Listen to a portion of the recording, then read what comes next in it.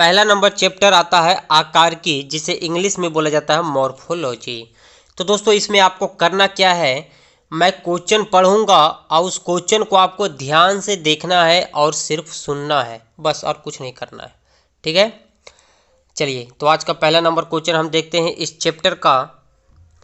इन्युलिन प्राप्त होता है, तो इन्युलिन किससे प्राप्त होता है? अदरक के प्रकंद से, डालिया की जड़ों से, बालसम पुष्प या आलू के कंद से। तो इन्युलिन प्राप्त होता है डालिया की जड़ों से। ऑप्शन नंबर बी हो जाएगा। हम थोड़ा फास्ट करेंगे क्योंकि ये रिवीजन के पर्पज से है। मटर पौधा कैसा है? तो मटर पौधा जो होता है ये शाक के अंतर्गत आता है। जड़ के द्वारा वनस्पतीय प्रजनन कौन दर्शाता है? तो जड़ के द्वारा, जड़ के अंतर्गत कौन आता है? तो ये आलू आ जाता है। नेक्स्ट नंबर क्वेश्चन, जब आप शकरकंद खाते हैं तब आप उसका क्या खाते हैं? फल, पत्तियां, फूल या जड़ या तना? तो दोस्तों शकरकंद का हम लोग मूल या जड़ खाते हैं।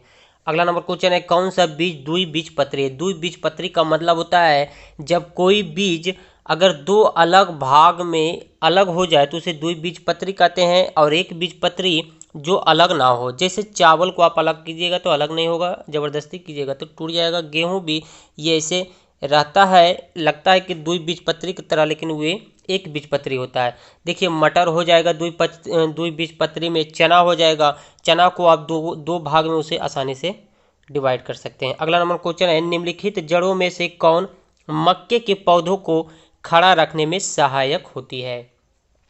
इसका आंसर हो जाएगा सी नंबर, जट्टा जड़। नारियल का कौन सा भाग खाया जाता है? तो नारियल का भ्रूणपोष खाया जाता है। आंसर हो जाएगा बी नंबर। हल्दी के पौधे के खाने लायक हिस्सा कौन सा होता है? जड़, प्रकंद, फल या कंद में? तो इसे दोस्तों इसका प्रकंद खाया जाता है। तना काट आमतौर से किसके प्रवर्धन के लिए प्रयोग किया जाता है? इसका मतलब, कहने का मतलब है इन चारों ऑप्शन में केला, गन्ना, आम, कपास में कौन है जो तना के मतलब जब जब काट के तना लगाया जाता है तो उसका मतलब पेड़ के रूप में ये पर कन्वर्ट हो जाता है। तो ये हो जाएगा आपका गन्ना, क्योंकि गन्ना को काट काट के लगाया जाता है। आलू का कौन सा भाग खाया जाता है? तो दोस्तों आलू का खाया जाता है तना। अगला नंबर क्वेश्चन है, आलू का कायिक प्रवर्धन किससे होता है? ऑप्शन दिया हुआ है जड़, पत्ते, बीज या फिर तना। तो इसका आंसर हो जाएगा दोस्तों बी नंबर, तना। आलू का कौन सा भाग खाया जाता है? तो मूल, तना, पत्ता, सब्जी में बताइएगा। तो ये तना हो जाएगा। आलू का कायिक प्रवर्धन किससे होती है? ऑप्शन दिया हुआ है जड़, पत्ते, बीज या तना। तो इसका आंसर हो जाएगा तना। अगला नंबर क्वेश्चन, अनेक फसलों में से आलू का वर्गीकरण निम्नलिखित रूप में से किया जा सकता है? कंद, गला, रेशा या प्रकंद? तो इसका आंसर होगा ए नंबर, कंद के रूप में। अगला नंबर क्वेश्चन है, पौधे के कौन से भाग से हल्दी प्राप्त किया जाता है? जड़, फल, पुष्प या तना? तो इसका आंसर हो जाएगा डी नंबर। पौधे के कौन से भाग से हल्दी प्राप्त किया जाता है? तो तना से हल्दी प्राप्त किया जाता है। निम्नलिखित में से कौन सा रूपांतरित स्तंभ, स्तंभ का मतलब होता है तना है? गाजर, शकरकंद, नारियल या आलू? तो ये होगा आंसर डी नंबर। नाशपाती का कौन सा भाग खाया जाता है दोस्तों? तो नाशपाती का जो खाने वाला भाग है उसे कहते हैं गुद्देदार पुष्पासन। आंसर हो जाएगा ए नंबर। अगला नंबर है, सत्त फल उत्पन्न होता है। तो सत्त फल जो उत्पन्न होता है अंडाशय से। ऑप्शन हो जाएगा सी नंबर। सत्त फल उत्पन्न होता है अंडाशय से और असत्य फल उत्पन्न होता है बीजांड से। अनिषेक फलन किस फसल में होता है? तो इसका आंसर हो जाएगा आपका केला। फिर से पढ़ते हैं इसे, अनिषेक फलन किस फसल में होता है? तो आंसर हो जाएगा बी नंबर, केला। निम्न में से कौन सा एक फल है? आलू, मूली, भिंडी या शकरकंद? तो दोस्तों हम लोग जनरली जानते हैं कि भिंडी सब्जी के रूप में हम लोग इस्तेमाल करते हैं, लेकिन भिंडी एक फल के अंतर्गत आता है। कंफ्यूजन नहीं होना है आपको। आंसर हो जाएगा सी नंबर। अगला नंबर क्या बोल रहा है, निम्नलिखित में से कौन सा फल नहीं है? नारियल, आम, चिलगोजा या व्हाइट ग्रेन? तो इसका आंसर हो जाएगा चिलगोजा एक फल नहीं है। आंसर सी नंबर हो जाएगा। संसार का सबसे बड़ा पुष्प कौन सा है? ये आपको पता होगा, इजी क्वेश्चन है। संसार का सबसे बड़ा पुष्प कौन सा है? तो ये है रेफ्लेसिया। आंसर बी नंबर होगा। जीवन चक्र की दृष्टि से पौधे का सबसे महत्वपूर्ण अंग क्या है? पुष्प, पत्ती, तना या जड़? तो जीवन चक्र की दृष्टि से सबसे महत्वपूर्ण अंग होता है पुष्प। पुष्प का मतलब हो गया फूल। अगला नंबर क्वेश्चन, पुष्प में निषेचन के पश्चात गुणसूत्र की संख्या क्या है? तो दोस्तों पुष्प में निषेचन के पश्चात गुणसूत्र की संख्या द्विगुणित होती है। आंसर हो जाएगा बी नंबर।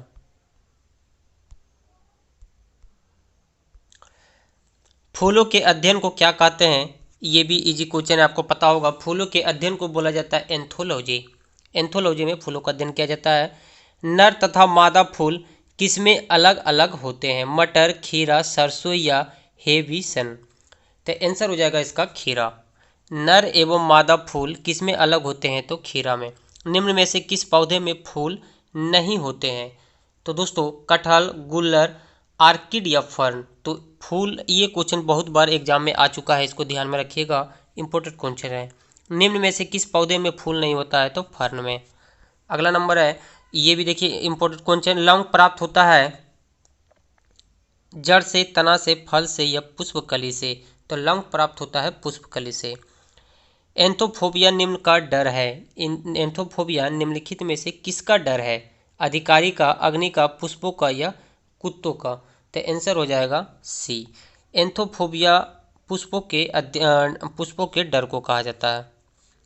अगला नंबर, गाजर किस प्रकार की जड़ है? तो दोस्तों गाजर एक शंकु रूप जड़ है। एंथोफोबिया निम्नलिखित में से किसका डर है? अगला नंबर क्वेश्चन बोल रहा है अधिकारी का, अग्नि का, पुष्पों का? तो ये है पुष्पों का। गाजर किस प्रकार की जड़ है? तो ये शंकु रूप जड़ है।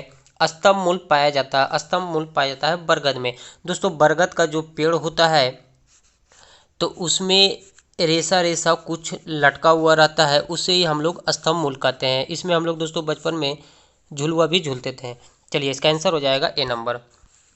निम्नलिखित में से किस में परजीवी मूल पाया जाता है? अगला नंबर क्वेश्चन है, निम्नलिखित में से किस में परजीवी मूल पाया जाता है? तो ये आकाश बेल में पाया जाता है। आंसर हो जाएगा ए नंबर। निम्नलिखित में से किस में स्वांगीकृत जड़ पाई जाती है? तो आंसर हो जाएगा दोनों में, यानी कि सिंघाड़ा और टीनोस्पोरा में। राइजोबियम जीवाणु पाए जाते हैं। तो राइजोबियम जीवाणु पाए जाते हैं दलहन की जड़ों में। अगला क्वेश्चन है, निम्नलिखित में से प्रकंद का उदाहरण? ये क्वेश्चन अभी तुरंत हम लोग देखे हैं। प्रकंद हल्दी के अंतर्गत आता है और अदरक भी होता है। तो आंसर हो जाएगा ए एवं बी। अगला नंबर क्वेश्चन है, पर्णव स्तंभ का उदाहरण है? तो पर्णव स्तंभ का उदाहरण है, पर्णव स्तंभ का उदाहरण है नागफनी। नागफनी एक वृक्ष होता है दोस्तों, छोटा होता है, ज़्यादा बड़ा नहीं होता है, इसमें कांटा बहुत ज़्यादा होता है। कंद का उदाहरण है? तो कंद का उदाहरण होता है, ये क्वेश्चन भी बहुत बार रिपीट हो रहा है, हम लोग क्वेश्चन बार बार इस क्वेश्चन को देख रहे हैं। निम्नलिखित में से प्रकंद का, सॉरी अगला नंबर क्वेश्चन क्या बोल रहा है? कंद का उदाहरण है। तो कंद का उदाहरण है आलू। अगला नंबर क्वेश्चन है, निम्नलिखित में से कौन कलम का उदाहरण है? तो कलम का उदाहरण है आपका धान, गेहूं एवं बांस। आंसर हो जाएगा सभी। प्याज का कौन सा भाग खाया जाता है? तो प्याज का खाया जाता है मांसल पत्र। मांसल पत्र हम लोग खाते हैं प्याज का। श्वसन मूल पाई जाती है, श्वसन मूल पाई जाती है आपका राइजोफेरा में। आंसर हो जाएगा आपका बी नंबर। अधिपादप का उदाहरण क्या है? आकाश बेल, आर्किड, सिंघाड़ा या इनमें से कोई नहीं? तो अधिपादप का उदाहरण होता है आर्किड। निम्नलिखित में से कौन सा सत्य फल है? तो दोस्तों आंसर हो जाएगा बी नंबर। निम्नलिखित में से कौन सा सत्य फल है? तो ये है भूस्त्री दूब घास। निम्नलिखित में से कौन सा कीट भक्षी पौधा है? कीट भक्षी मतलब कि ऐसा पौधा का नाम बताना है जो कीड़े मकोड़े को खाता है। तो ये हो जाएगा आपका आंसर डी नंबर। संयुक्त पत्ती का उदाहरण बताइएगा। संयुक्त पत्ती का उदाहरण खजूर, नारियल, नीम। देखिए इसको हम बता देते हैं। संयुक्त पत्ती का उदाहरण ऐसा पत्ती जिसे एक डाल में बहुत सा पत्ती लगा हो, ऐसे जैसे आप नारियल के देखते हैं। नीम का पत्ता आप जब तोड़िएगा तो ये छोटा सा पत्ता रहता है, इसमें क्या होता है, इस रूप में रहेगा डंठल और इसमें छोटा छोटा पत्तियां लगा रहता है। नीम में होता है, नारियल में भी होता है एक लंबा, उसमें बहुत सारा पत्तियां रहता है, तो उसे संयुक्त पत्ती बोला जाता है। तो आंसर हो जाएगा आपका डी नंबर। ठीक है। अगला नंबर क्वेश्चन है, कीट भक्षी पौधे कीड़ों को खाते हैं। कीट भक्षी पौधे कीड़ों को खाते हैं नाइट्रोजन की पूर्ति के लिए। ये क्यों खाते हैं? नाइट्रोजन की, उनके शरीर में नाइट्रोजन की पूर्ति हो जाए इसलिए खाते हैं। पत्ती का समांतर विन्यास पाया जाता है। तो ये हम अभी तुरंत समझाएं दोस्तों, बांस होगा, खजूर, नारियल, ये सभी हो जाएगा। यही एक डंठल होता है जिसमें छोटी छोटी पत्तियां लगा रहता है, उसे ही बोलते हैं। चलिए नेक्स्ट नंबर क्वेश्चन है, प्रणाम वृंत का उदाहरण है नागफनी, सतावर, कद्दू या ऑस्ट्रेलियन बबूल। तो आंसर हो जाएगा डी नंबर ऑस्ट्रेलियन बबूल। मुंडक पुष्पक्रम पाया जाता है, मुंडक पुष्पक्रम पाया जाता है गेंदा एवं सूर्यमुखी दोनों में। छत्रक पुष्पक्रम जिसे अम्बेल बोलते हैं, छत्रक पुष्पक्रम का उदाहरण है यानी कि छाता के रूप में होता है, तो ये होता है आपका धनिया में। नेक्स्ट नंबर क्वेश्चन, समसिक का उदाहरण है, तो समसिक का उदाहरण होता है बंदा गोभी। अगला नंबर क्वेश्चन, बरगद एवं अंजीर में किस प्रकार का पुष्पक्रम पाया जाता है, तो ये होता है हाइपेंथोडियम। आंसर हो जाएगा बी नंबर। एक संगी का उदाहरण है, एक संगी का उदाहरण होगा उड़हुल का फूल। चलिए नेक्स्ट नंबर क्वेश्चन, निम्नलिखित में से कौन सा द्विलिंगाश्रयी पौधा है, तो द्विलिंगाश्रयी पौधा होता है आपका ताड़, पपीता, नारियल, ये सभी हो जाएगा। पुमंग की इकाई होता है, पुमंग की इकाई होता है पुनकेसर। आंसर हो जाएगा सी नंबर। परागकोश पाया जाता है, परागकोश पाया जाता है आपका स्टेमेन में। आंसर बी नंबर होगा। अस्थिल फल का उदाहरण क्या है, अस्थिल फल जिसमें गुठली होता है, तो आम में होता है, नारियल में भी होता है, टमाटर में नहीं होता है, तो इसमें आंसर क्या होगा ए एवं बी। कुछ क्वेश्चन को दोस्तों समझ के वो बनाइएगा, हर क्वेश्चन को रटने की ज़रूरत नहीं है, कुछ क्वेश्चन को थोड़ा सा आप समझिएगा, चीज़ों को आप दिमाग में थोड़ा सा आप घुमाइएगा तो आपको समझ में आ जाएगा कि क्या कह रहा है। आम का कौन सा भाग खाया जाता है, तो आम का खाने वाला भाग है उसे हम लोग कहते हैं मध्य फल भीति। आंसर हो जाएगा बी नंबर। हेस्पेरिडियम का उदाहरण होता है नींबू। लीची का कौन सा भाग खाया जाता है, तो लीची का जो हम लोग भाग खाते हैं उसे कहते हैं एरिल। निम्नलिखित में से कौन सा शुष्क फल है, निम्नलिखित में से कौन सा शुष्क फल है, तो ये होता है चावल है, दलहन है, लीची, ये सभी होता है। निम्नलिखित में से कौन सा एक बीजपत्री का उदाहरण है, निम्नलिखित में से कौन सा एक बीजपत्री का उदाहरण है, तो वो है मक्का। आंसर हो जाएगा ए नंबर। अगला नंबर क्वेश्चन है, बीजों के अंकुरण के लिए आवश्यक नहीं है ताप, जल, ऑक्सीजन या मिट्टी, तो आंसर हो जाएगा डी नंबर। देखिए आप जब चना को फूलने के लिए देते हैं रात में, तो आप उसे अगर फूल गया वो, अगर आप कपड़ा में उसे भी बांध दीजिएगा तो उसमें आप देखिएगा छोटा छोटा कुछ उजला टाइप के बाहर निकलने लगता है, यानी कि उसे ही हम लोग कहते हैं अंकुरन। तो दोस्तों वहाँ पे मिट्टी का ज़रूरत कहाँ पड़ा, हम लोग कपड़ा में भी बांध दिए तो फिर भी ये अंकुरन होने लगा, इसलिए हम मिट्टी की ज़रूरत नहीं है। ऊपरी भूमिक अंकुरन, ऊपरी भूमिक अंकुरन का उदाहरण है कद्दू। आंसर हो जाएगा ए नंबर। निम्नलिखित में से कौन सा पोषी उत्तक है, निम्नलिखित में से कौन पोषी उत्तक है, तो पोषी उत्तक है आपका भ्रूण पोषण। आंसर हो जाएगा बी नंबर। सेंसर मैकेनिज्म द्वारा बीजों का प्रकीर्णन होता है, सेंसर मैकेनिज्म द्वारा बीजों का प्रकीर्णन होता है पोस्ता में। यांत्रिक विधि द्वारा प्रकीर्णन किस में होता है, यांत्रिक विधि द्वारा प्रकीर्णन होता है मटर, चना, सेम, ये सभी में होता है। अगला नंबर क्वेश्चन है, नारियल में प्रकीर्णन होता है, तो नारियल में प्रकीर्णन होता है कीट के द्वारा। आंसर हो जाएगा डी नंबर। जब परागण की क्रिया कीटों द्वारा हो तो उसे क्या कहते हैं, तो उसे बोला जाता है एंटोमोफिली। आंसर हो जाएगा सी नंबर। सबसे अधिक परागण की क्रिया होती है, तो सबसे अधिक परागण की क्रिया होती है कीट द्वारा। निम्नलिखित में से किसमें स्वपरागण की क्रिया होती है, निम्नलिखित में से किसमें स्वपरागण की क्रिया होती है, तो ये होता है कॉमेलिना में। अगला नंबर क्या बोला है, किसी पुष्प में पहले नर भाग परिपक्व होता है उसके बाद मादा भाग परिपक्व होता है, ऐसी स्थिति को क्या कहा जाता है, तो उसे कहते हैं प्रोटेंडरी। आंसर हो जाएगा इसका बी नंबर। अगला नंबर क्वेश्चन है, प्रोटोगाइनी कंडीशन पाया जाता है, प्रोटोगाइनी कंडीशन पाया जाता है बरगद में। आंसर हो जाएगा सी नंबर। अगला नंबर क्वेश्चन है, निम्नलिखित में से किसमें जल द्वारा परागण की क्रिया होती है, निम्नलिखित में से किसमें जल द्वारा परागण की क्रिया होती है, तो ये होती है कमल एवं हाइड्रेला में। आंसर हो जाएगा डी नंबर। ये इसका आंसर हो जाएगा कमल एवं बैलिसनेरिया। आंसर हो जाएगा ए एवं सी में। भ्रूणपोष होता है तो भ्रूणपोष होता है त्रिगुणित। निषेचन जिसे हम लोग इंग्लिश में बोलते हैं फर्टिलाइजेशन की खोज सर्वप्रथम किसने किया था? निषेचन की खोज किया गया था स्ट्रासबर्गर के द्वारा। आंसर हो जाएगा सी नंबर। निषेचन के बाद बीज बनता है, निषेचन के बाद बीज बनता है बीजांड में, जिसे इंग्लिश में बोला जाता है ओव्यूल। परागन की बाह्य भित्ति को क्या कहते हैं? तो परागन की बाह्य भित्ति को बोला जाता है बाह्यचोल। आंसर हो जाएगा ए नंबर।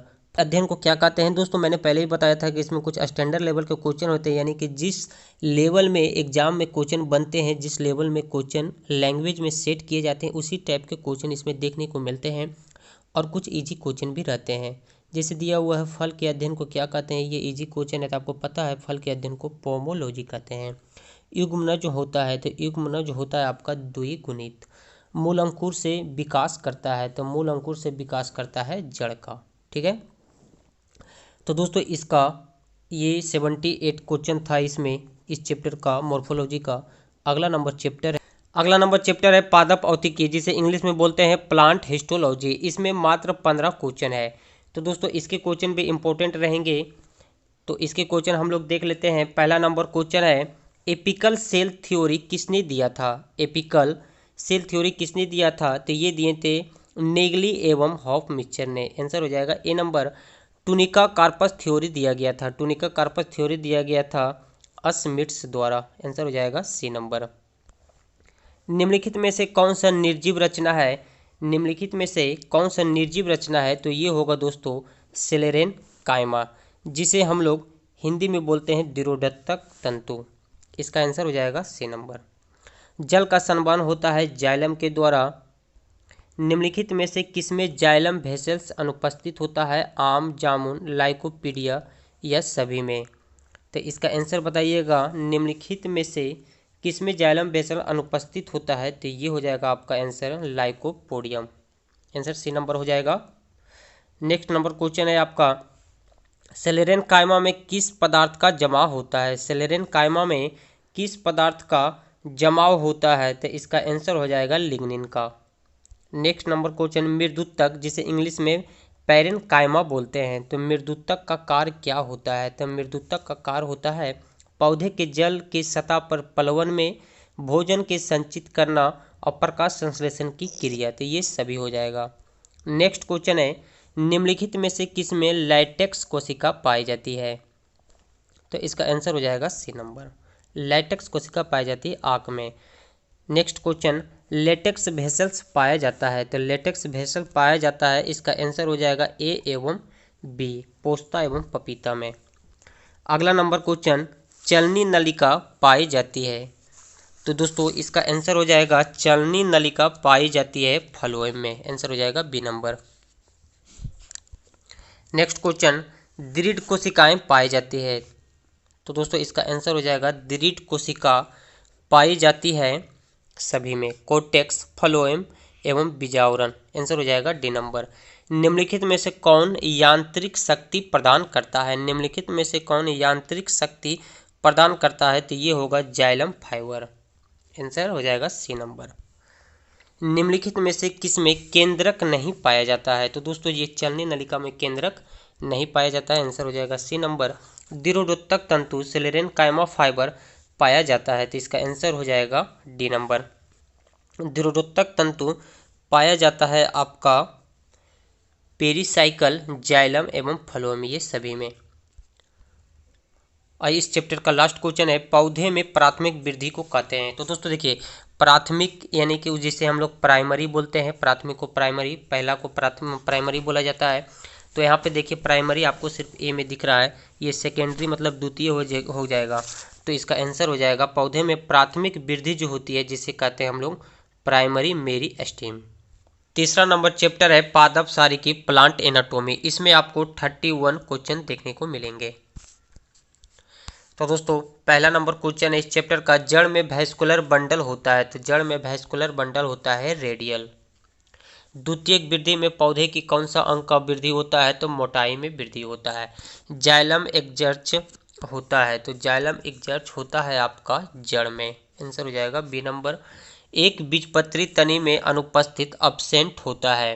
एक बीजपत्री तने में अब्सेंट होता है फ्लोरेम पैरेनकाइमा का।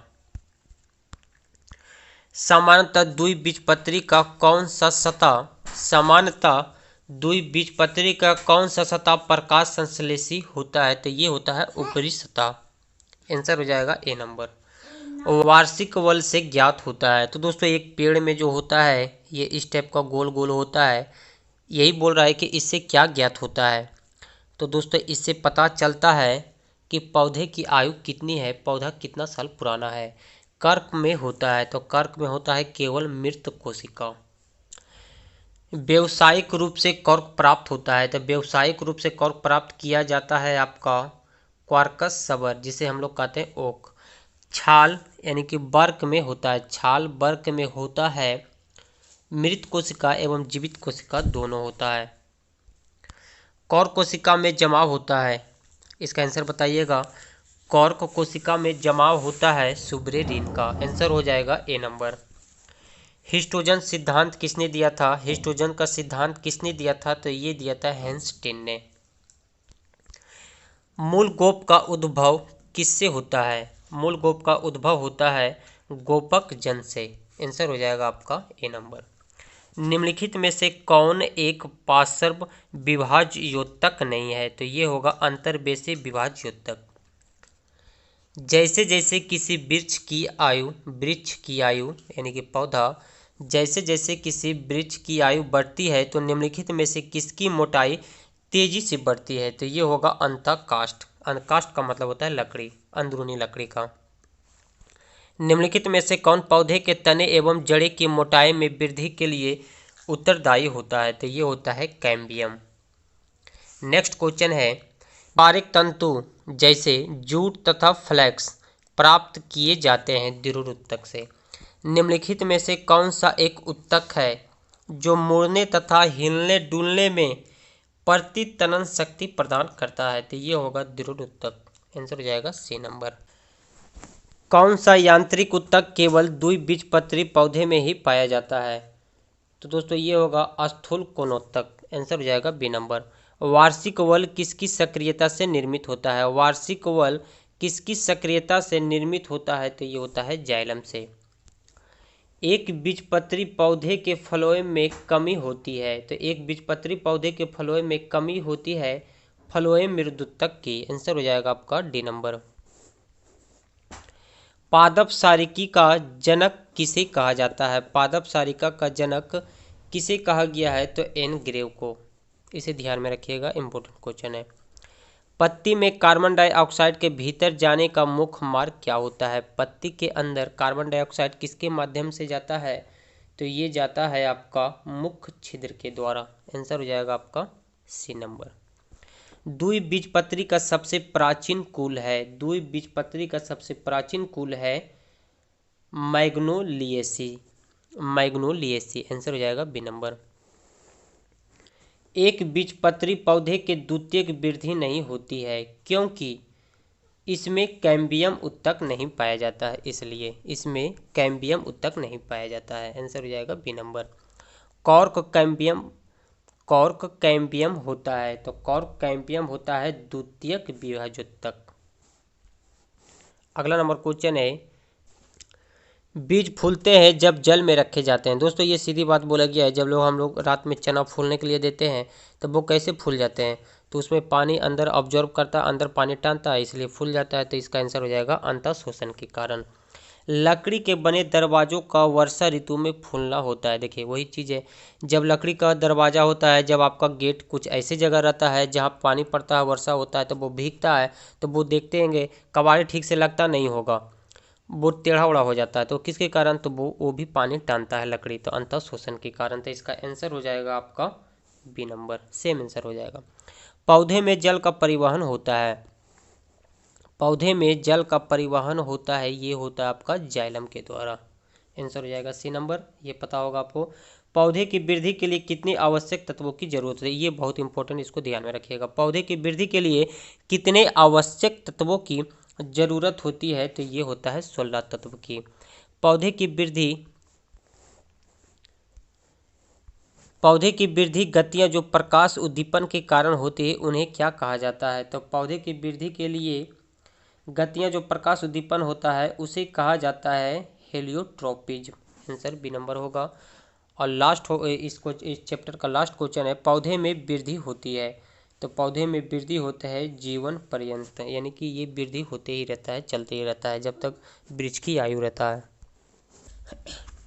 अगला चैप्टर कायर की फिजियोलॉजी है। इसका पहला नंबर क्वेश्चन देखिएगा, प्रकाश संश्लेषण की क्रिया में ऑक्सीजन कहाँ से निकलता है? प्रकाश संश्लेषण की क्रिया में ऑक्सीजन निकलता है पानी से।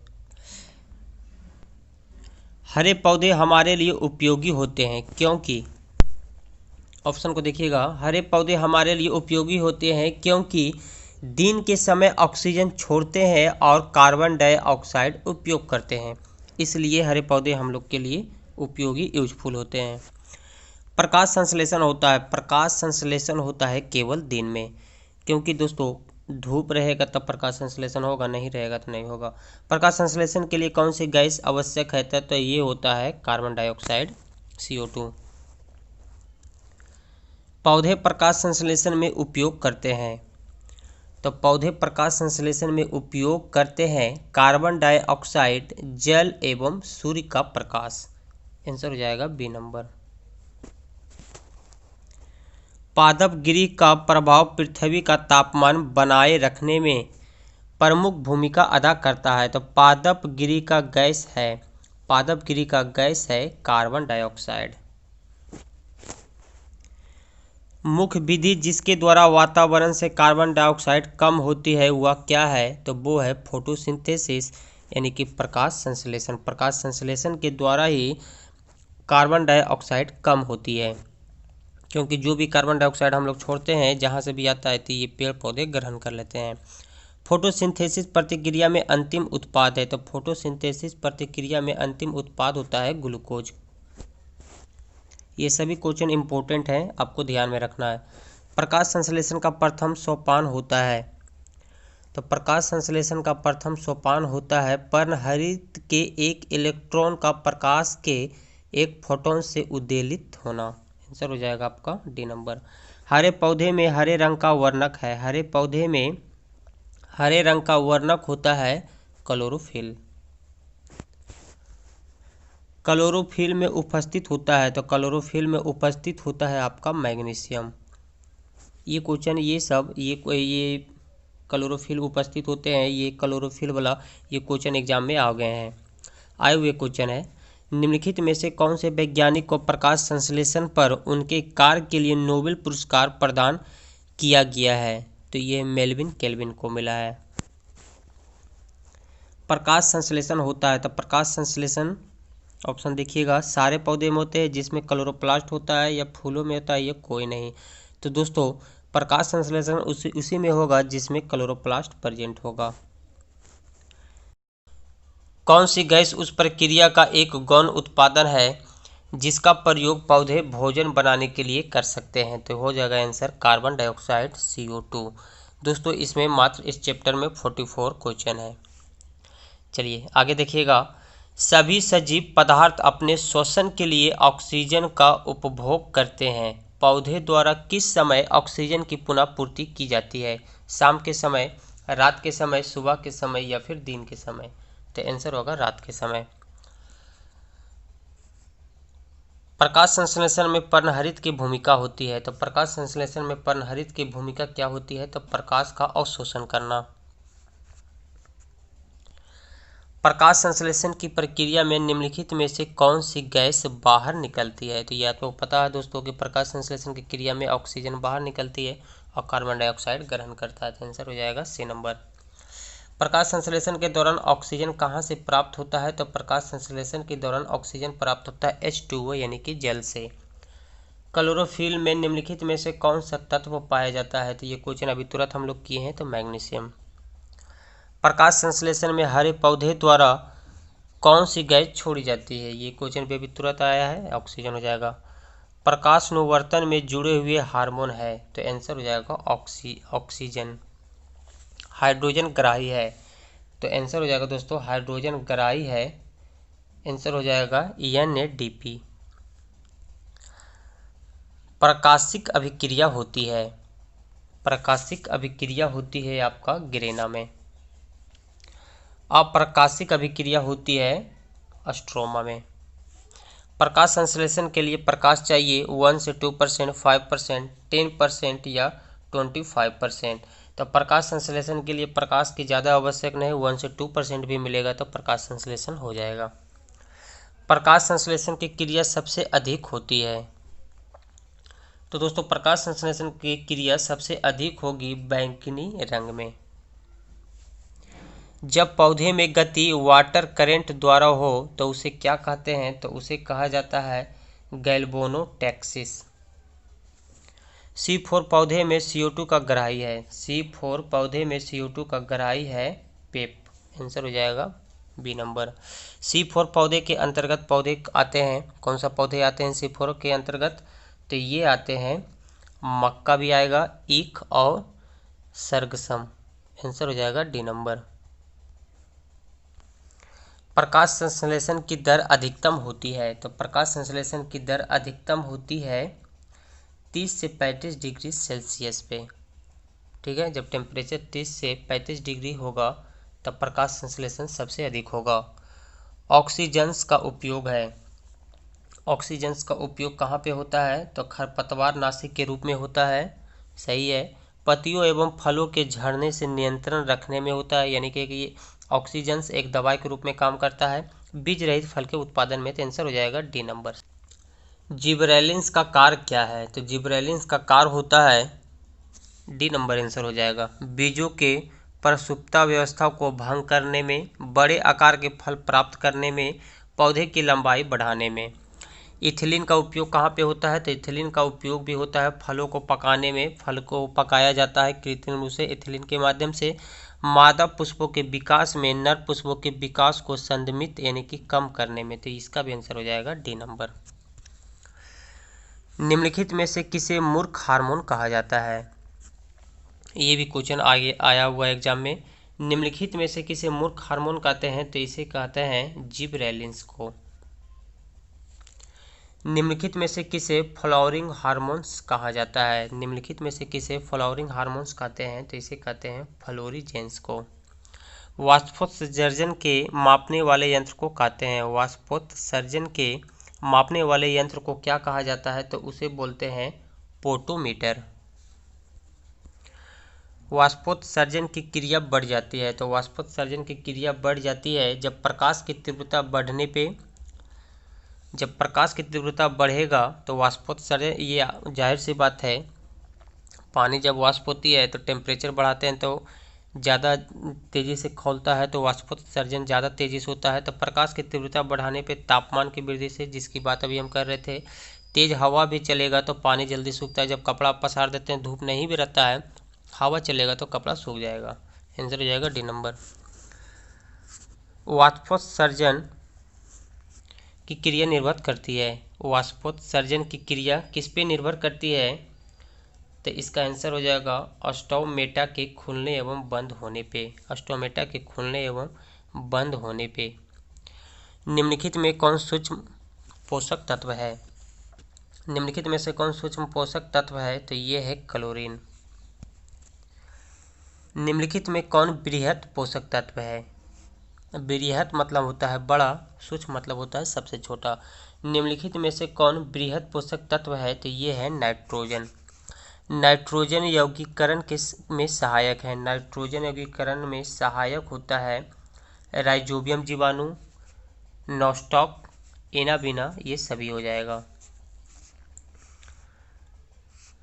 असहजीवी नाइट्रोजन स्थिरीकरण होता है, तो असहजीवी नाइट्रोजन स्थिरीकरण होता है एजेटोबैक्टर द्वारा। आंसर हो जाएगा बी नंबर।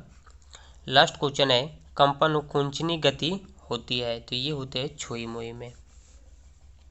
मतलब छुई मुई को जब ये फूल होता है, फ्लावर होता है, उसे छुइएगा तो ये मुरझा जाएगा, सिकुड़ जाता है, बंद हो जाता है, तो वही बोला है। अगला चैप्टर विषाणु वायरस है, जो बहुत ही इंपॉर्टेंट है। इससे एक ना एक क्वेश्चन आपको एग्जाम में देखने को जरूर मिलेगा। तो इसका पहला नंबर क्वेश्चन देखिए क्या बोला है, HIV के द्वारा होने वाला रोग कौन सा है? तो ये तो आपको पता है कि HIV के द्वारा होने वाला रोग होता है एड्स। एड्स का कारण क्या है? तो एड्स होता है वायरस के द्वारा। निम्नलिखित में से कौन सी वायरल बीमारी है? निम्नलिखित में से कौन सी वायरल बीमारी है? तो ये है कंजक्टिवाइटिस। आंसर हो जाएगा सी नंबर। वायरल संक्रमण से कौन सा रोग होता है? वायरल संक्रमण से कौन सा रोग होता है? तो ये होता है सामान्य जुकाम।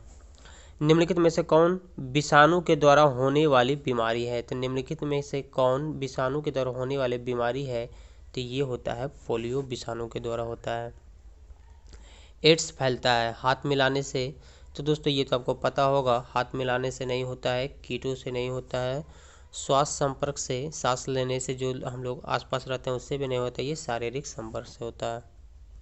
विषाणु होते हैं जीवित या अजीवित? तो दोस्तों विषाणु जो वायरस है जीवित और अजीवित दोनों होते हैं। एड्स के वायरस के लिए सबसे अधिक प्रयोग की जाने वाली दवाई कौन सी है?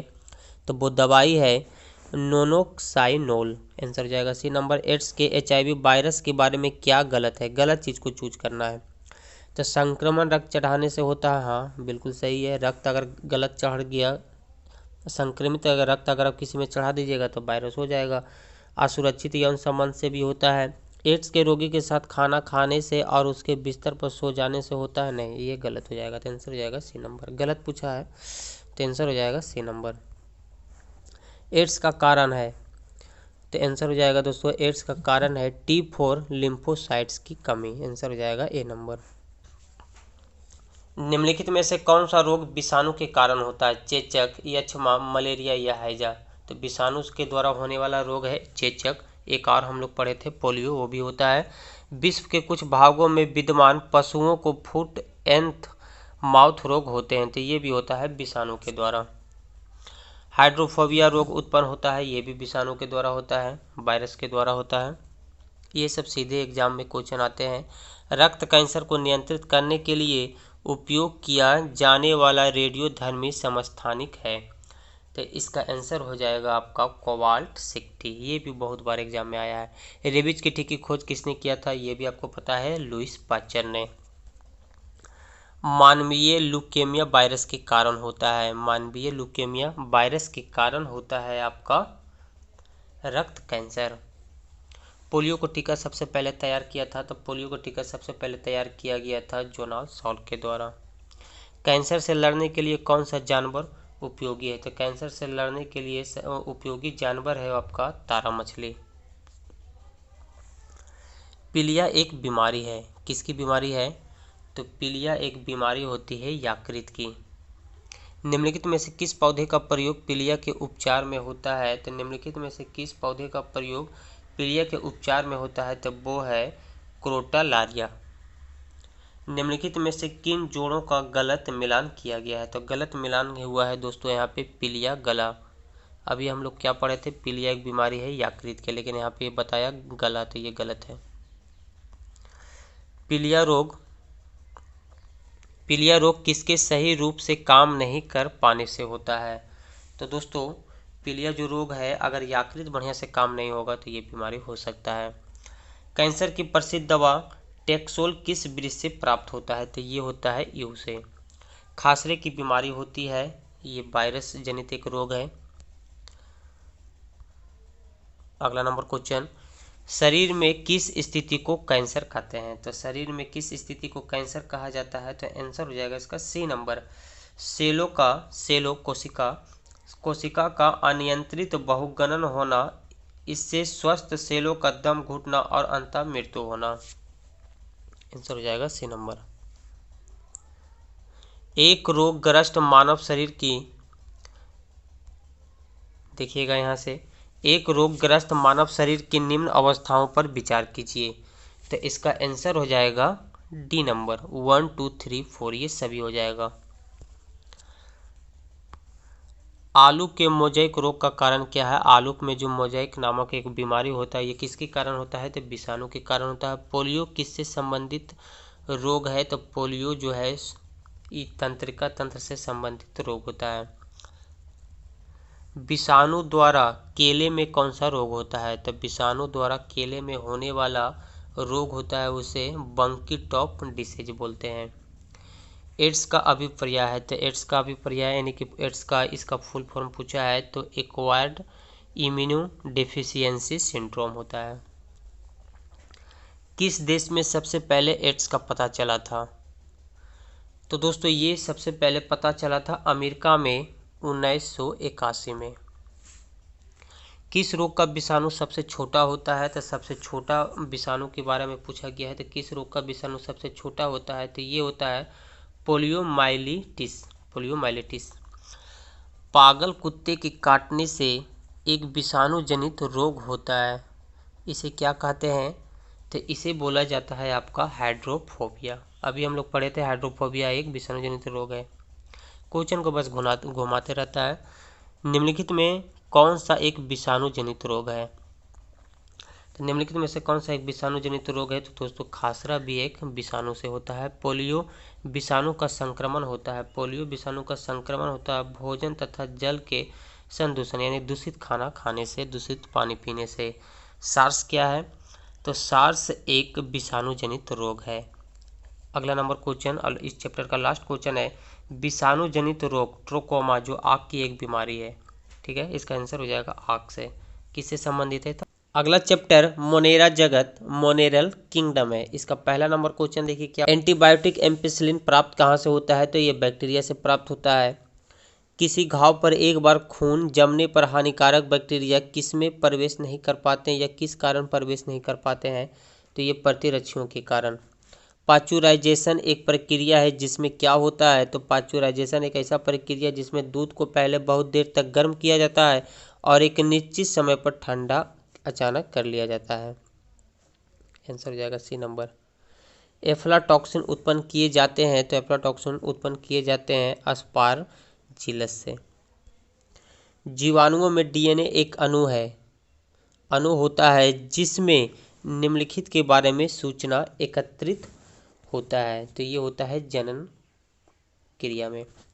हैजे के रोगाणुओं को फैलाते हैं, हैजे के रोगाणुओं को फैलाते हैं ये घरेलू मक्खी फैलाते हैं। पीने वाले जल का वाहक कूड़े यानी कि मल त्याग से हो तो कौन से रोग उत्पन्न होते हैं? तो आपको पता है गंदा पानी से हैजा रोग होता है। बीसीजी का टीका नवजात शिशु को कितने दिन के भीतर लगाना चाहिए? तो ये 7 दिन के अंदर लग जाना चाहिए। किस रोग के प्रतिरोध के लिए बीसीजी का टीका दिया जाता है? तो बीसीजी का टीका क्यों दिया जाता है दोस्तों? तो ये होता है टीबी के लिए, जिसे यक्ष्मा कहते हैं।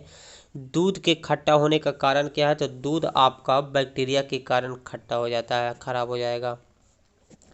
निम्नलिखित में से कौन सा रोग जीवाणुओं के कारण होता है? तो जीवाणु से होने वाला रोग होता है हैजा, जो दूषित पानी से होता है। नेक्स्ट क्वेश्चन, बीसीजी का टीका निम्नलिखित में से किसमें लगाया जाता है? तो ये बीसीजी का टीका आपका लगाया जाता है यक्ष्मा यानी कि जिसे हम लोग टीबी बोलते हैं। एस्पिरिन क्या है? तो एस्पिरिन एक एंटीपिरेटिक है। हाइड्रोफोबिया रोग उत्पन्न होता है, तो हाइड्रोफोबिया रोग उत्पन्न होता है विषाणु के द्वारा। पिछले चैप्टर में पढ़े थे अभी तुरंत, जो पागल कुत्ते के काटने से होता है। निम्नलिखित में से कौन सा रोग बैक्टीरिया द्वारा नहीं फैलता है? निम्नलिखित में से कौन सा रोग बैक्टीरिया के द्वारा नहीं होता है? तो बैक्टीरिया के द्वारा भी टीबी भी पढ़े, हैजा भी पढ़े। और दोस्तों ये टाइफाइड भी बैक्टीरिया जीवाणु के कारण होता है, लेकिन हम लोग मलेरिया विषाणु के द्वारा, अगर क्वेश्चन आया होगा तो आप देखे होंगे, मलेरिया विषाणु के कारण होता है। एंटीबायोटिक्स नष्ट करते हैं, तो एंटीबायोटिक्स नष्ट किसे करते हैं? तो बैक्टीरिया को नष्ट करते हैं, क्योंकि एंटी का मतलब ही होता है उसके अपोजिट काम करना। डिप्थीरिया बीमारी प्रभावित करती है, तो डिप्थीरिया एक गला का बीमारी होता है, इसे ही प्रभावित करता है। राइजोबियम लेगुमिनेसोरम नामक जीवाणु जो बीन, मूंगफली, मटर एवं चने में पाया जाता है, यह स्थिर होता है जड़ में। आंसर हो जाएगा सी नंबर। एंथ्रेक्स निम्नलिखित में से पाया जाता है, एंथ्रेक्स किस में पाया जाता है? तो ये भैंस और भेड़ में पाया जाता है।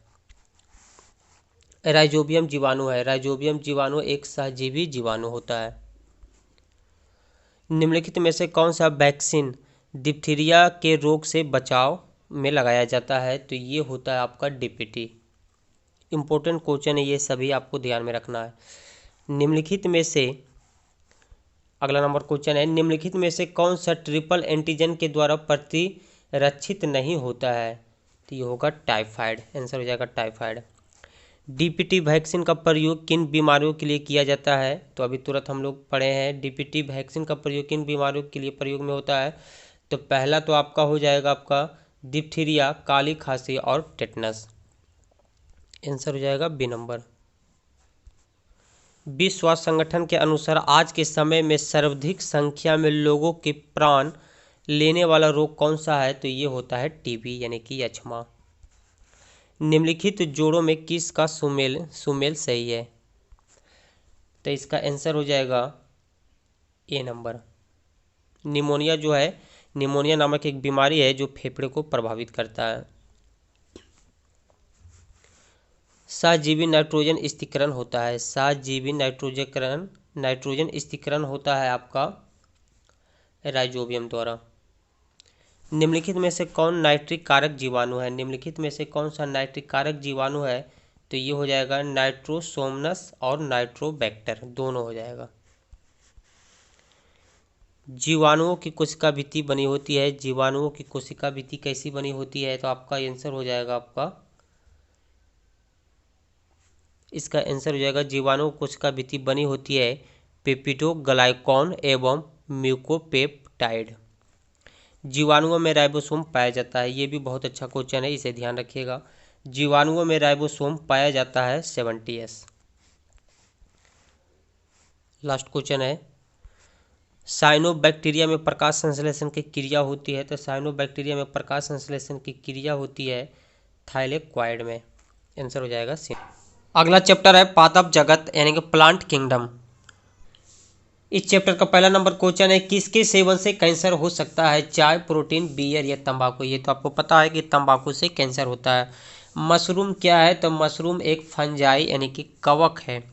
पेनिसिलिन किससे उत्पन्न की जाती है? तो पेनिसिलिन का उत्पादन होता है आपका फफूंदी से। निम्नलिखित में से कौन सी बीमारी चूजों के द्वारा होती है? चूजों के मतलब होता है मुर्गी का जो बच्चा होता है छोटा सा, उसे ही बोलते हैं चूजा। तो निम्नलिखित में से कौन सी बीमारी चूजों के द्वारा होता है? तो वो होता है बर्ड फ्लू। घरेलू धूल में वह क्या है जो दमा पीड़ित को परेशान करता है? तो आंसर हो जाएगा इसका सी नंबर, धूल बरूथी। एस्पिरिन का साधारण नाम क्या होता है? तो एस्पिरिन का साधारण नाम होता है एसिटल सैलिसिलिक एसिड। निम्नलिखित में से ब्रॉड स्पेक्ट्रम औषधि है? तो ब्रॉड स्पेक्ट्रम औषधि है पारासीटामोल।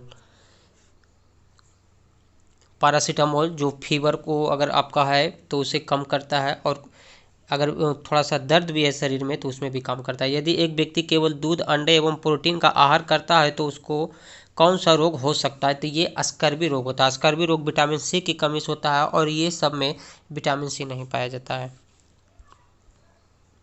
चलिए नेक्स्ट क्वेश्चन है, निम्नलिखित कथनों में से कौन सा सत्य है? तो दोस्तों सत्य होगा RDX एक विस्फोटक है, सी नंबर हो जाएगा। आधुनिक एंटीसेप्टिक सर्जरी का जनक कौन है? तो आधुनिक एंटीसेप्टिक सर्जरी का जनक कहते हैं जोसेफ लिस्टर को। निम्नलिखित बीमारियों में कौन सी बीमारी एलर्जिक प्रतिक्रिया के अंतर्गत आता है? तो ये होता है दमा यानी कि श्वास रोग, ये एलर्जी के कारण होता है। किस रासायनिक प्रदूषक से मिनी माटा रोग होता है? तो ये पारा से होता है मिनी माटा रोग। ये इंपॉर्टेंट क्वेश्चन है, इसे ध्यान में रखिएगा। बच्चों की बीमारी के रोकथाम का उत्तम उपाय कौन सा है? तो बच्चों की दिया हुआ है अगला नंबर क्वेश्चन।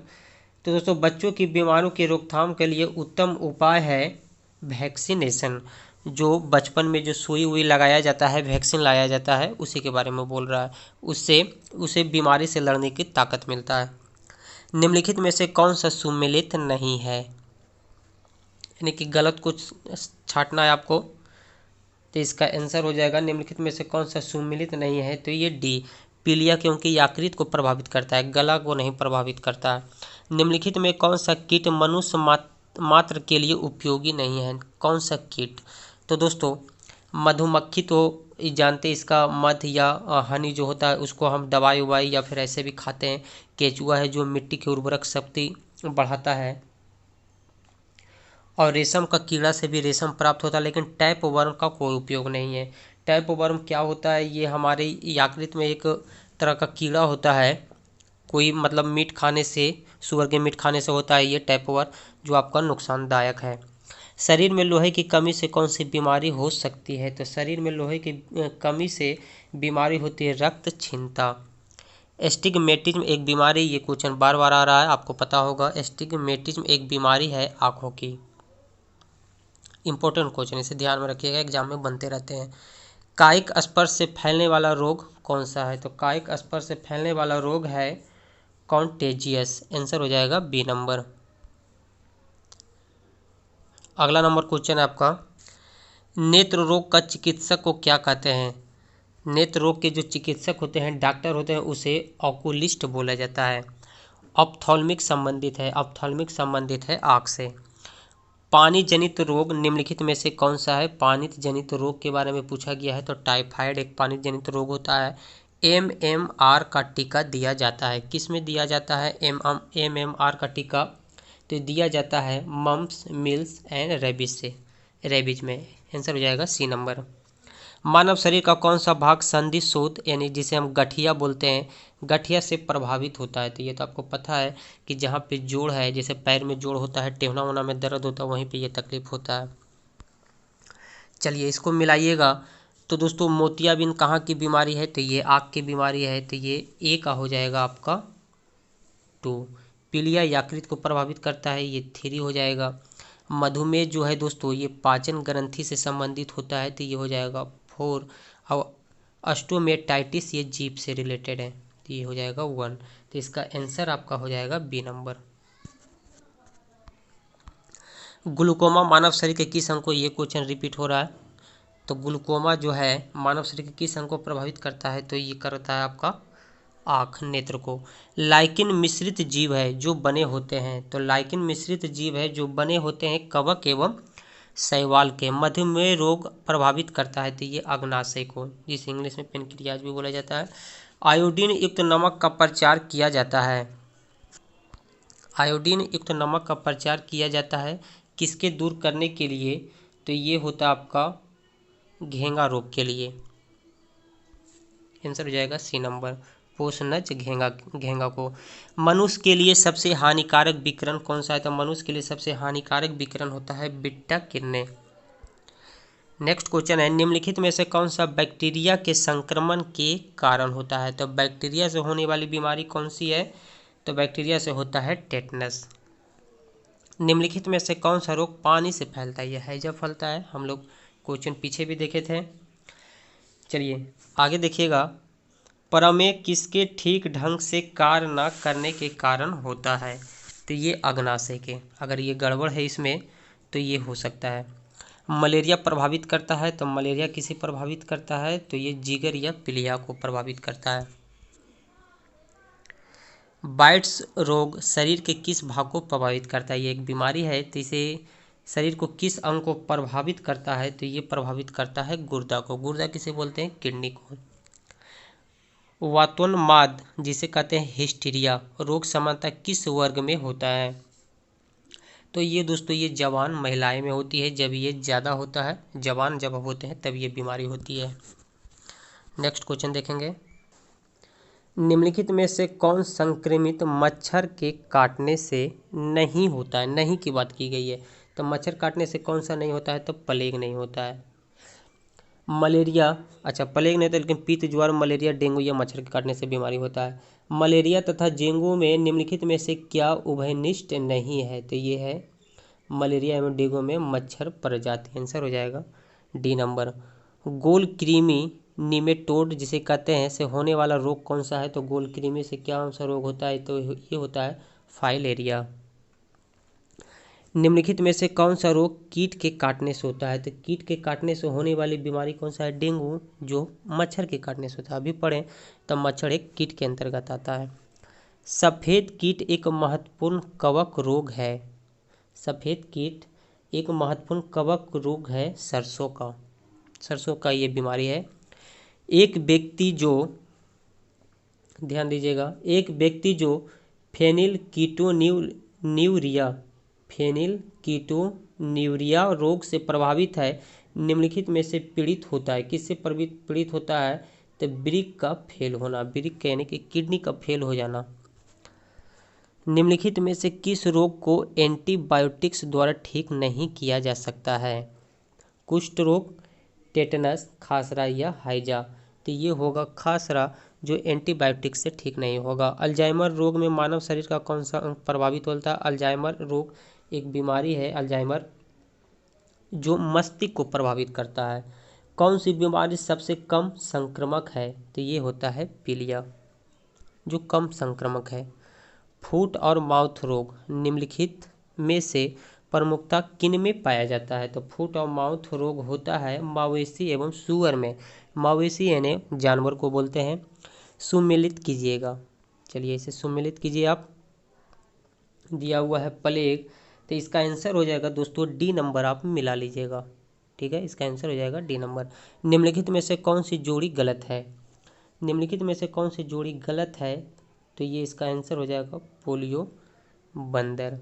प्लेग जो होता है चूहा से होता है, प्लेग बीमारी है जो चूहा से होता है। रेबीज जो है कुत्ता के काटने से होता है। टिप वर्म जो सूअर से होता है, अभी हम बताए थे। अब पोलियो जो होता है दोस्तों ये बंदर से होता है, ये गलत दिया हुआ है।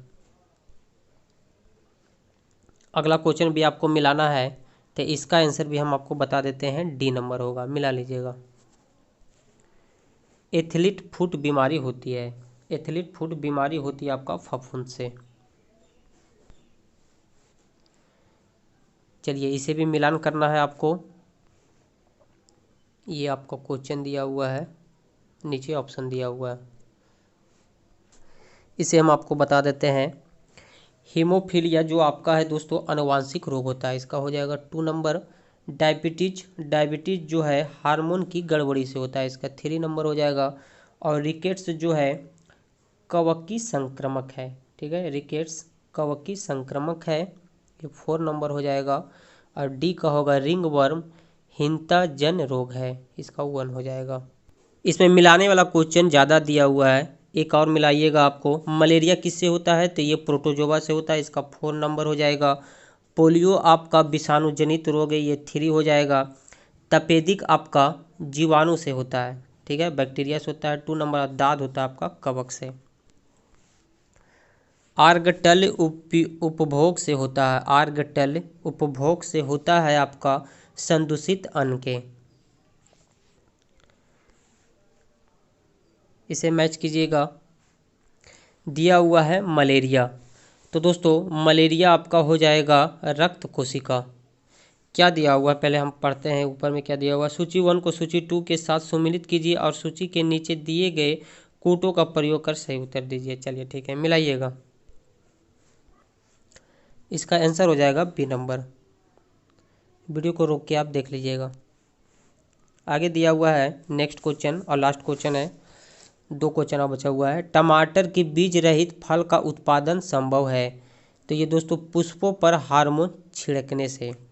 ठीक है, दिया हुआ है क्वेश्चन में टमाटर की बीज रहित यानी कि बिना बीज का भी टमाटर हो सकता है। ठीक है, बीज नहीं भी रहेगा फिर भी टमाटर हो सकता है। तो ये कैसे होगा? तो पुष्पों पर हार्मोन छिड़कने से, अगर उसके पुष्प पर फूल पर हार्मोन छिड़केंगे तो हो जाएगा।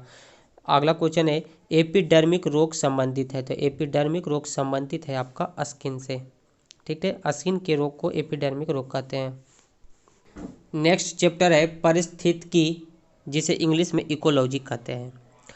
ये दोस्तों इसमें एग्जाम में इससे क्वेश्चन कम ही बनता है, इसमें मात्र 17 क्वेश्चन है, लेकिन एग्जाम में एक ना एक क्वेश्चन देखने को मिलता है। अधिकतर एग्जाम में पूछे जाते हैं पारिस्थितिकी तंत्र से। कौन से क्वेश्चन एग्जाम में आए हुए हैं मैं आपको क्वेश्चन कराते हुए बताऊंगा। सहजीविता का उदाहरण है, तो दोस्तों सहजीविता का उदाहरण होता है लाइकेन। निम्नलिखित में से उत्पाद कौन है? हरे पौधे, कीट, मेढक या सांप। तो उत्पाद है हरे पौधे। 10% का नियम किसने दिया था? 10% एक नियम है, वो किसने दिया था, किसके द्वारा दिया गया था? तो लिंडमान के द्वारा। आंसर हो जाएगा सी नंबर। ऊर्जा का पिरामिड होता है हमेशा सीधा, हमेशा उल्टा या दोनों होते हैं, ये क्वेश्चन आया हुआ। ऊर्जा का पिरामिड कहाँ होता है, कैसा होता है? तो ये हमेशा सीधा होता है। ध्यान रखिएगा। ये भी देखिए क्वेश्चन पूछा गया, प्राथमिक उपभोक्ता होते हैं तो प्राथमिक उपभोक्ता में आते हैं शाकाहारी और द्वितीय उपभोक्ता में आते हैं मांसाहारी। निम्नलिखित में से कौन अल्प प्रकाशीय पौधा है? ये भी इंपॉर्टेंट क्वेश्चन है। अल्प प्रकाशीय यानी कि जिसे ज़्यादा प्रकाश की जरूरत नहीं है, ज़्यादा उष्मा की जरूरत नहीं है, तो ये है होगा आंसर तंबाकू। इकोलॉजी शब्द का प्रयोग सर्वप्रथम किया था, देखिए इसको ध्यान से देखिएगा, इससे रिलेटेड 2 क्वेश्चन बनते हैं।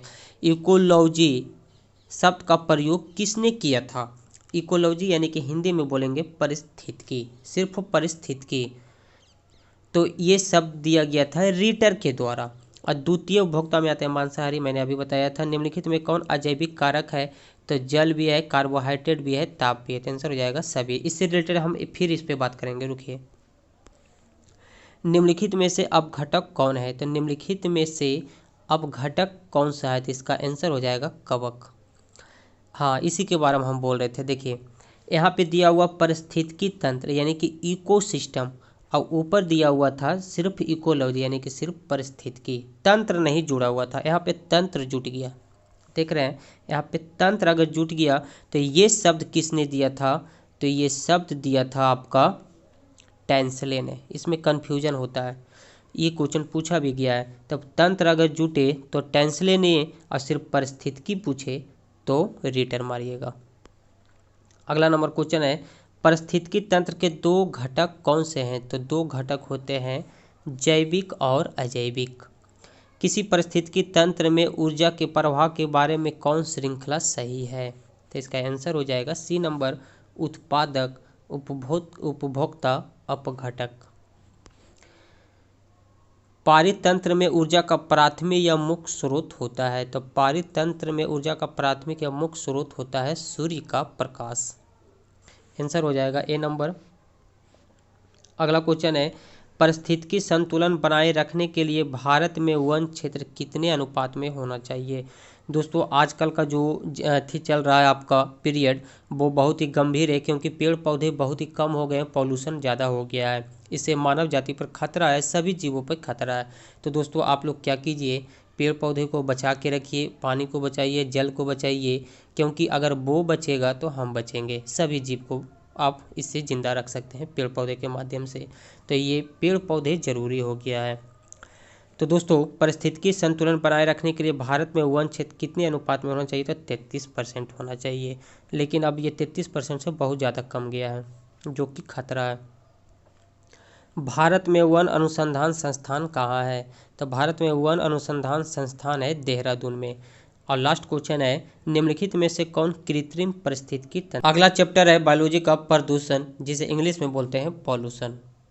इसमें मात्र 21 क्वेश्चन होंगे।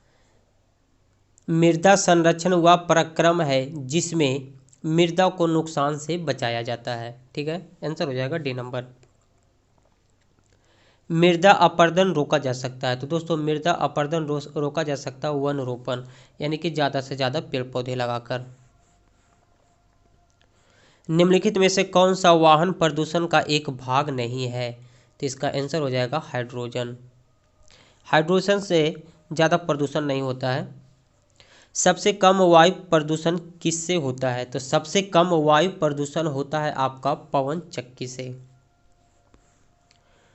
ओजोन स्तर का क्षय करता है, ओजोन स्तर का क्षय करता है क्लोरोफ्लोरोकार्बन और नाइट्रोजन के ऑक्साइड। तो इसका आंसर हो जाएगा सी नंबर, दोनों हो जाएगा।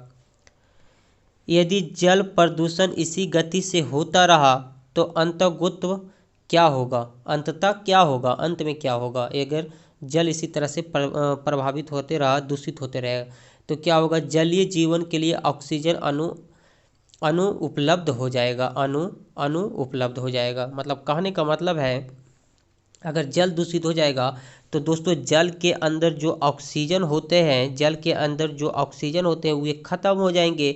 और जलीय जीव ऑक्सीजन कहाँ से लेते हैं? जो पानी में ऑक्सीजन घुला हुआ रहता है वही लेते हैं, मछली उछली, तो उससे ऑक्सीजन नहीं निकल जाएगा, तो वो जीवन भी उनका नष्ट हो जाएगा। जिसका आंसर हो जाएगा डी नंबर। निम्नलिखित में से कौन सी गैस वायु को प्रदूषित नहीं करती है? तो ये होती है कार्बन डाइऑक्साइड, ये वायु को प्रदूषित नहीं करती है।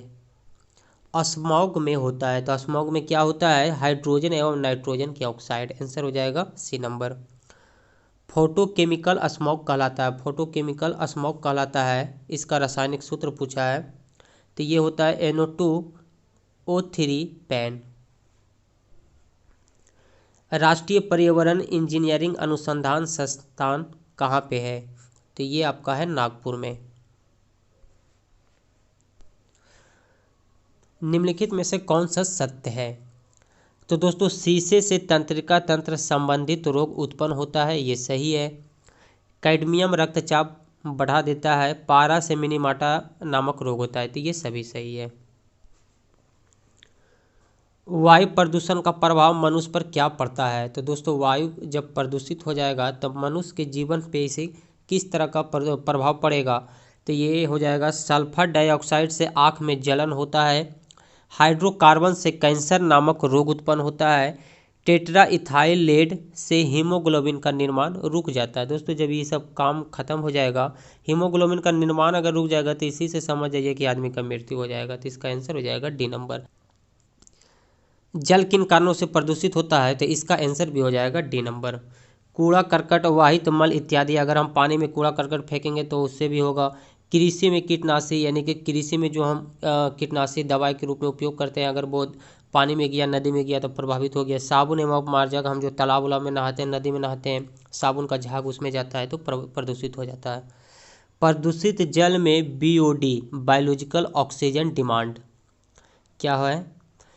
आंसर इसका हो जाएगा अधिक होता है। प्रदूषित जल में BOD जो होता है वो अधिक होता है। DDT उत्पाद से उपभोक्ता में प्रवेश करता है जब उसका सांद्रण बढ़ जाता है।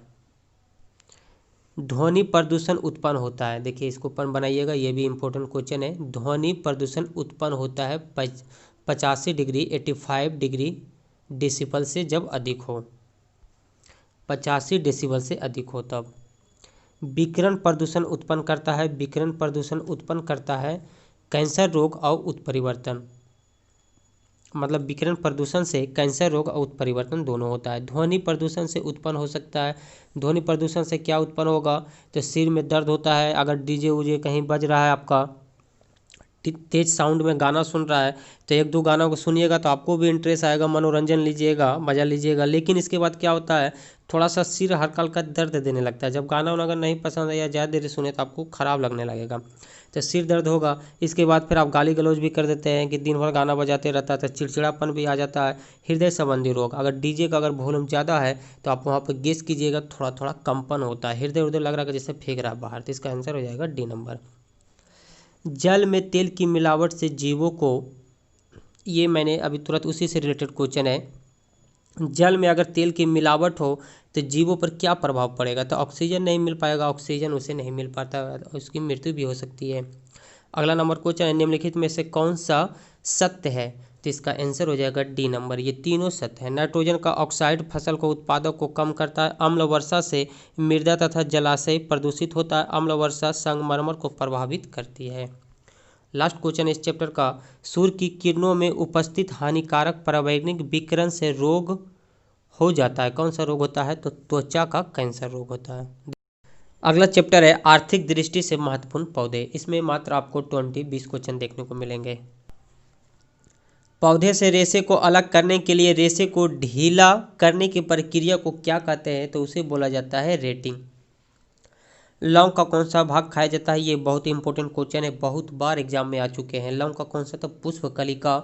यहाँ लगातार 2 क्वेश्चन 3 क्वेश्चन आपके लिए इंपॉर्टेंट रहेंगे। केसर का कौन सा भाग खाया जाता है? ये भी इंपॉर्टेंट है, तो ये पुष्पवर्तिका। आंसर हो जाएगा ए नंबर, ये भी इंपॉर्टेंट है। कॉफ़ी का कौन सा भाग उपयोग में आता है? तो उसका बीज जो होता है हम लोग उपयोग में लाते हैं।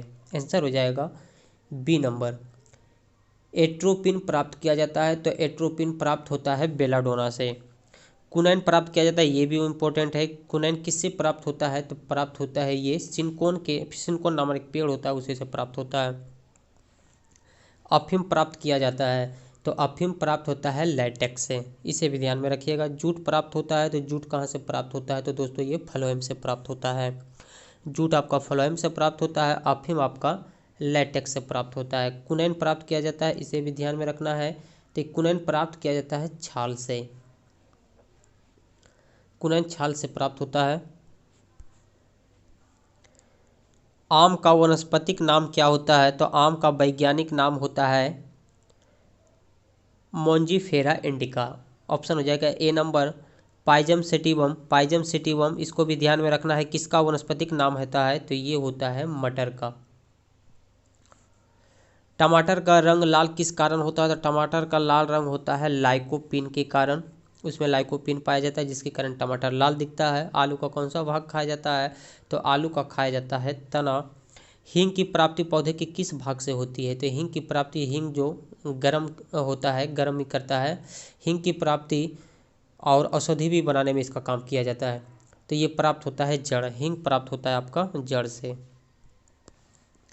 मसाले के रूप में प्रयोग होने वाले दालचीनी पौधे के किस भाग से प्राप्त होता है? तो ये जो पेड़ होता है दोस्तों, अभी तुरंत कुनैन के बारे में आया था छाल से, तो ये जो पेड़ होता है और चत्ता चत्ता जो इसमें लगा हुआ रहता है उसे ही छाल कहते हैं। तो दालचीनी इसी से प्राप्त होता है, छाल से प्राप्त होता है।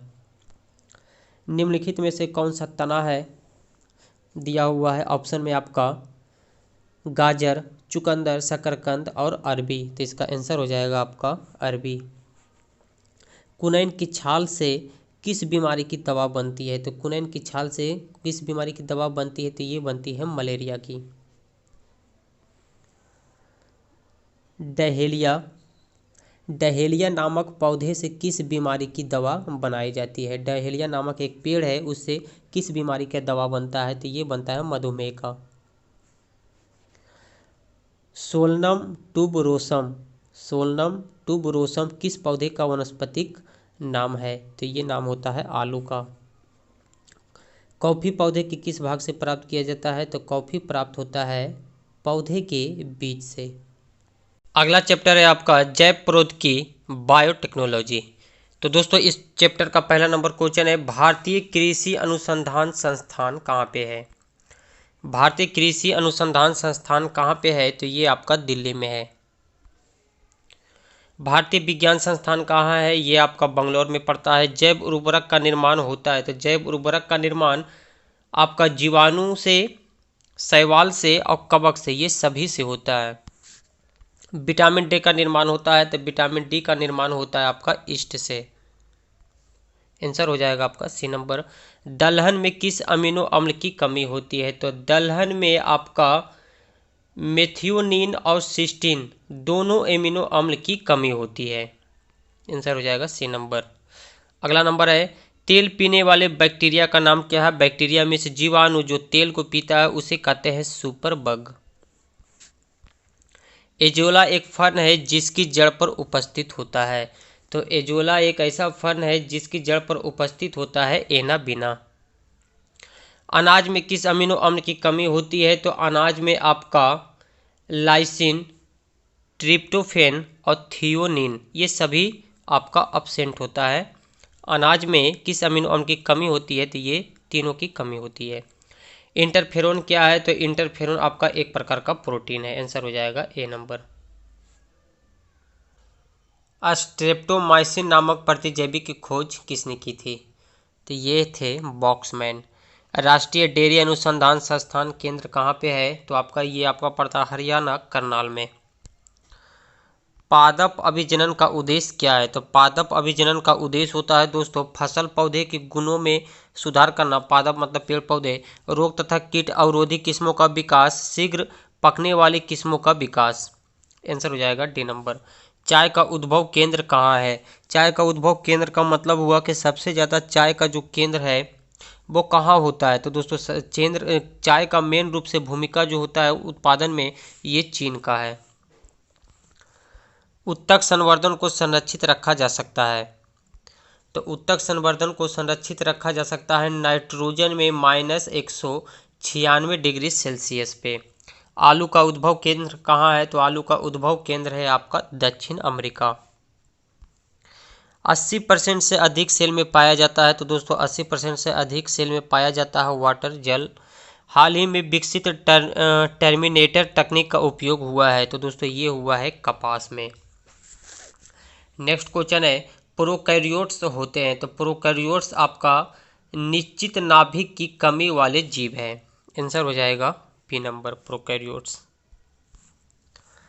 जैनिको प्रौद्योगिकी है, तो जैनिको प्रौद्योगिकी क्या है आपका, तो ये है दोस्तों आनुवांशिक रोगों की पूर्व सूचना प्राप्त करने की तकनीक। आंसर हो जाएगा सी नंबर।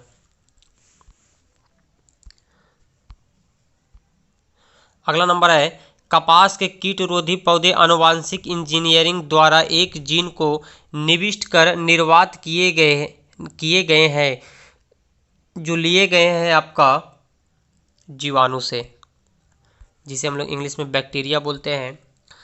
अगला क्वेश्चन है हाइब्रिडोमा प्रौद्योगिकी एक नया जीव प्रौद्योगिकी उपागम है, तो ये है इंटरफेरोन में वाणिज्यिक उत्पादन के लिए। आंसर हो जाएगा आपका बी नंबर। अगला जो चैप्टर है कोशिका विज्ञान, बहुत ही इंपॉर्टेंट क्वेश्चन है, इसे आप ध्यान से देखिएगा सारे क्वेश्चन को। इसमें 57 क्वेश्चन है, इससे क्वेश्चन एग्जाम में बनते रहते हैं। कोशिका विज्ञान का पहला नंबर क्वेश्चन है निम्नलिखित में से कौन सा जीवन का भौतिक आधार नहीं है, तो ये है प्रोटोप्लाज्म। टर्नर के संरक्षण के उत्तरदायी क्रोमोसोमों की संख्या कितनी होती है, तो ये होती है 45। कोशिका में राइबोसोम का कार्य क्या होता है, कोशिका के अंदर जो राइबोसोम पाया जाता है वो क्या काम करता है, तो ये करता है प्रोटीन संश्लेषण में मदद करता है। आंसर हो जाएगा डी नंबर। माइटोकॉन्ड्रिया का कार्य क्या है, तो दोस्तों माइटोकॉन्ड्रिया जो है श्वसन क्रिया में मदद करता है। एक लड़का अपने पिता से विरासत में गुणसूत्र प्राप्त करता है, तो ये होगा 22+22। एक पीढ़ी से दूसरी पीढ़ी में आनुवांशिक सूचना का स्थानांतरण पूरा करता है डीएनए द्वारा। एक मानव अंडाणु में क्रोमोसोम की संख्या कितनी होती है, तो एक मानव अंडाणु में क्रोमोसोम की संख्या होती है 23। मनुष्यों के गुणसूत्र के कितने युग्म होते हैं, तो मनुष्यों के गुणसूत्रों के कितने युग्म होते हैं, युग्म बोला है, जोड़ा पूछा है, तो ये होगा 23, ऐसे होता है 46। मानव शरीर में सबसे लंबी कोशिका क्या है, तो ये तो आपको पता है और इम्पोर्टेंट क्वेश्चन है, तो ये होता है तंत्रिका कोशिका। हैप्लॉइड में है, तो हैप्लॉइड में होता है अगुणित गुणसूत्र की संख्या। आंसर हो जाएगा ए नंबर। अगला नंबर क्वेश्चन आपका है दो जीन जिनका आपस में स्वच्छंद विसंयोजन हो, तो F2 में विभिन्न जीन प्रारूपों की संख्या होनी चाहिए, तो ये होगा आपका 4। पादप कोशिका जंतु कोशिका से किस प्रकार भिन्न होती है, पादप कोशिका यानी कि पेड़ पौधे में जो कोशिका होता है और जीव जंतु में कोशिका होता है उसका किस प्रकार से ये भिन्न होता है, अलग होता है, तो ये होता है आपका आंसर कोशिका भित्ति के कारण। सूक्ष्म जीवाणु को देखा जा सकता है, तो दोस्तों सूक्ष्म जो जीवाणु है उसे आप देख सकते हैं कंपाउंड माइक्रोस्कोप के द्वारा। जीवों में आनुवांशिक लक्षण संतान में ले जाए जाते हैं, तो ये जाता है क्रोमोसोम के द्वारा। डीएनए की संरचना को सबसे पहले किसने रेखांकित किया है, तो डीएनए की संरचना को सबसे पहले रेखांकित किया है आपका, आंसर हो जाएगा C number, doctor James Watson और फ्रांसिस क्रिक ने, जिसे हम लोग शॉर्ट में बोल देते हैं वाटसन एवं क्रिक ने। ठीक है, यहाँ फुल नाम लिख दिया है। नेक्स्ट क्वेश्चन डीएनए के निम्नलिखित में से किस विशिष्टता ने उसे पीढ़ी दर पीढ़ी आनुवांशिक सूचना संग्रह करने और प्रेषण करने के लिए अद्वितीय रूप से उपयुक्त बनाया है, तो ये होगा आपका आंसर बी नंबर, द्विकुंडलिनी। अगला नंबर क्वेश्चन है प्रोटीन संश्लेषण में निम्नलिखित कोशिकांगों में से किनकी भूमिका सबसे अधिक महत्वपूर्ण है, तो ये आपका आंसर हो जाएगा बी नंबर, अंतर्द्रव्य जलयिका और राइबोसोम। शिशु का पितृत्व स्थापित करने के लिए निम्नलिखित में से किसी एक तकनीक का प्रयोग किया जा सकता है, तो ये होता है डीएनए फिंगरप्रिंट। प्रयोगशाला में सर्वप्रथम डीएनए का संश्लेषण किया गया था, तो प्रयोगशाला में डीएनए का सर्वप्रथम संश्लेषण किया गया था आपका खुराना के द्वारा, डॉक्टर खुराना के द्वारा। कोशिका के अंदर सूचना का प्रवाह किसके द्वारा होता है? तो कोशिका जो है दोस्तों सेल के अंदर सूचना किसके माध्यम से जाता है? तो ये आरएनए का काम है। डीएनए में उपलब्ध कौन सा यौगिक एमिनो अम्ल नहीं बनाता है? तो डीएनए में उपलब्ध कौन सा यौगिक एमिनो अम्ल नहीं बनाता है? तो इसका आंसर होगा टायरोसिन। प्रक्रमित कोशिका मृत्यु के कोशिकीय और आणविक नियंत्रण को क्या कहते हैं? तो दोस्तों उसे बोला जाता है काल प्रभावन। नाभिक के अलावा कोशिका के किस कोशिकांग में डीएनए होता है? देखिए नाभिक के अलावा कोशिका के नाभिक में तो डीएनए होता ही होता है, लेकिन और डीएनए कहाँ होता है? तो ये माइटोकॉन्ड्रिया में भी प्रेजेंट होता है। क्लिनफेल्टर सिंड्रोम में क्रोमोसोम की संख्या कितनी होती है? तो इसमें होती है 47। अगला नंबर क्वेश्चन है, शुक्राणु में क्रोमोसोम की संख्या कितनी होती है? तो शुक्राणु में क्रोमोसोम की संख्या होती है 23।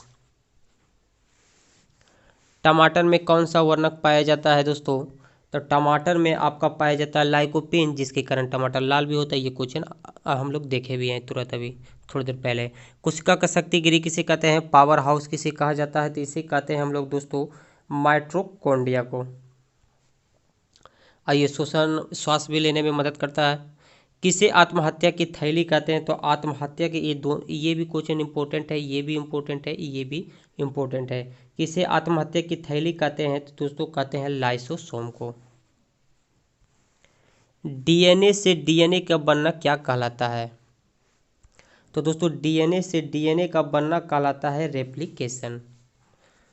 प्लाज्मा मेम्ब्रेन के निर्माण संबंधी अनेक मत दिए गए हैं, जिनमें सर्वमान्य क्या है? तो ये है फ्लूइड मोज़ेइक मॉडल। आंसर हो जाएगा बी नंबर। फ्लूइड मोज़ेइक मॉडल किसने दिया था? तो फ्लूइड मोज़ेइक मॉडल दिया है सिंगर एवं निकोल्स ने।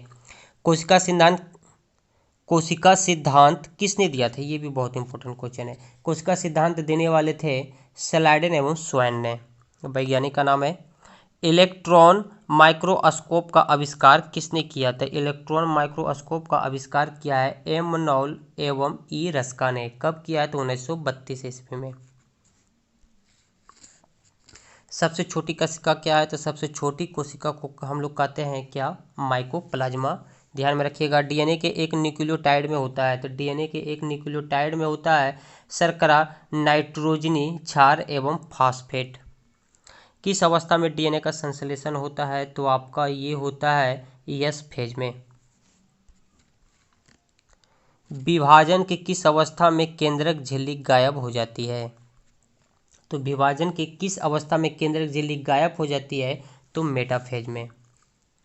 कौन सी अवस्था सबसे छोटी अवस्था होती है? तो ये होता है मेटाफेज। किस अवस्था में सेंट्रोसोम विभाजित होता है? तो आपका दोस्तों किस अवस्था में सेंट्रोसोम विभाजित होता है? तो एनाफेज में। समसूत्री विभाजन के फलस्वरूप मातृ कोशिका से कितनी पुत्री कोशिका का निर्माण होता है? तो इसका आंसर हो जाएगा 2। नेक्स्ट क्वेश्चन, समसूत्री विभाजन में पुत्री कोशिका में गुणसूत्रों की संख्या मातृ कोशिका में उपस्थित गुणसूत्रों की संख्या की होती है बराबर, इक्वल होती है। अर्धसूत्री विभाजन होती है तो अर्धसूत्री विभाजन आपका जनन कोशिका में होता है। नेक्स्ट क्वेश्चन, क्रॉसिंग ओवर होता है। क्रॉसिंग ओवर होता है आपका म्यूसिस में। अगला नंबर है, शुक्राणु एवं अंडाणु का निर्माण कहाँ पे होता है? तो ये होता है म्यूसिस द्वारा। पादप कोशिका में कोशिका द्रव का विभाजन होता है। पादप कोशिका में कोशिका द्रव का विभाजन होता है कोशिका प्लेट के द्वारा। आंसर बी नंबर होगा। कौन सा कोशिकांग, अगला नंबर क्वेश्चन चलिए देखिएगा, कौन सा कोशिकांग केवल पादप कोशिका में पाया जाता है, यानी कि पेड़ पौधे की सिर्फ सेल में पाए जाते हैं, जंतु के सेल में नहीं पाए जाते हैं? तो ये है कोशिका भित्ति, लवक और रिक्तिकाएं। आंसर हो जाएगा डी नंबर। अगला नंबर क्वेश्चन है, फूलों और फल को विभिन्न प्रकार के आकर्षक रंग प्रदान करता है कि नहीं? फूल उल जो फल होता है विभिन्न प्रकार का आपका रंग होता है, आकर्षक रंग होता है, देखने में अच्छा लगता है। तो ये किस कारण होता है? तो क्रोमोप्लास्ट के कारण होता है। पत्तियों को हरा रंग प्रदान करता है। तो ये दोस्तों पत्तियां हरा किसके कारण होता है? तो क्लोरोप्लास्ट के कारण होता है। इसका आंसर होगा क्रोमोप्लास्ट, ये होगा क्लोरोप्लास्ट। चलिए, लाइसोसोम में पाया जाने वाला एक एंजाइम जिनमें जीव द्रव को घुला देने या नष्ट कर देने की क्षमता होती है उसे क्या कहते हैं? तो उसे कहा जाता है हाइड्रोलाइटिक एंजाइम। अगला नंबर क्वेश्चन, निम्नलिखित में से किसने यह मूल अवधारणा प्रस्तुत की थी कि सभी जीव कोशिकाओं के बने होते हैं? ये बिल्कुल सही बात है, सभी जो जीव जंतु हैं ये कोशिका के ही बने होते हैं। तो ये कौन बोले थे? तो ये बोले थे आपका डी नंबर हो जाएगा, डी नंबर में 2 एवं 4 है, तो स्लाइडेन ने, और दूसरा बोले थे स्वान ने। कौन सा कोशिकांग प्रोटीन संश्लेषण में प्रमुख भूमिका निभाता है? तो ये होगा आपका एंडोप्लाज्मिक रेटिकुलम एवं राइबोसोम। कौन सा अंगक पर्याय जंतु कोशिका में उपस्थित नहीं होता है? तो ये होगा लवक। जंतु सेल में नहीं होता है, ये पेड़ पौधे के सेल में होता है। अगला नंबर है, जीव द्रव जीवन भौतिक आधार है। जीव द्रव जीवन का भौतिक आधार है, यह किसका कथन है? तो ये हक्सले बोले थे। इलेक्ट्रॉन सूक्ष्मदर्शी की खोज किसने की है? तो इलेक्ट्रॉन सूक्ष्मदर्शी का खोज नॉल तथा रस्का ने किए।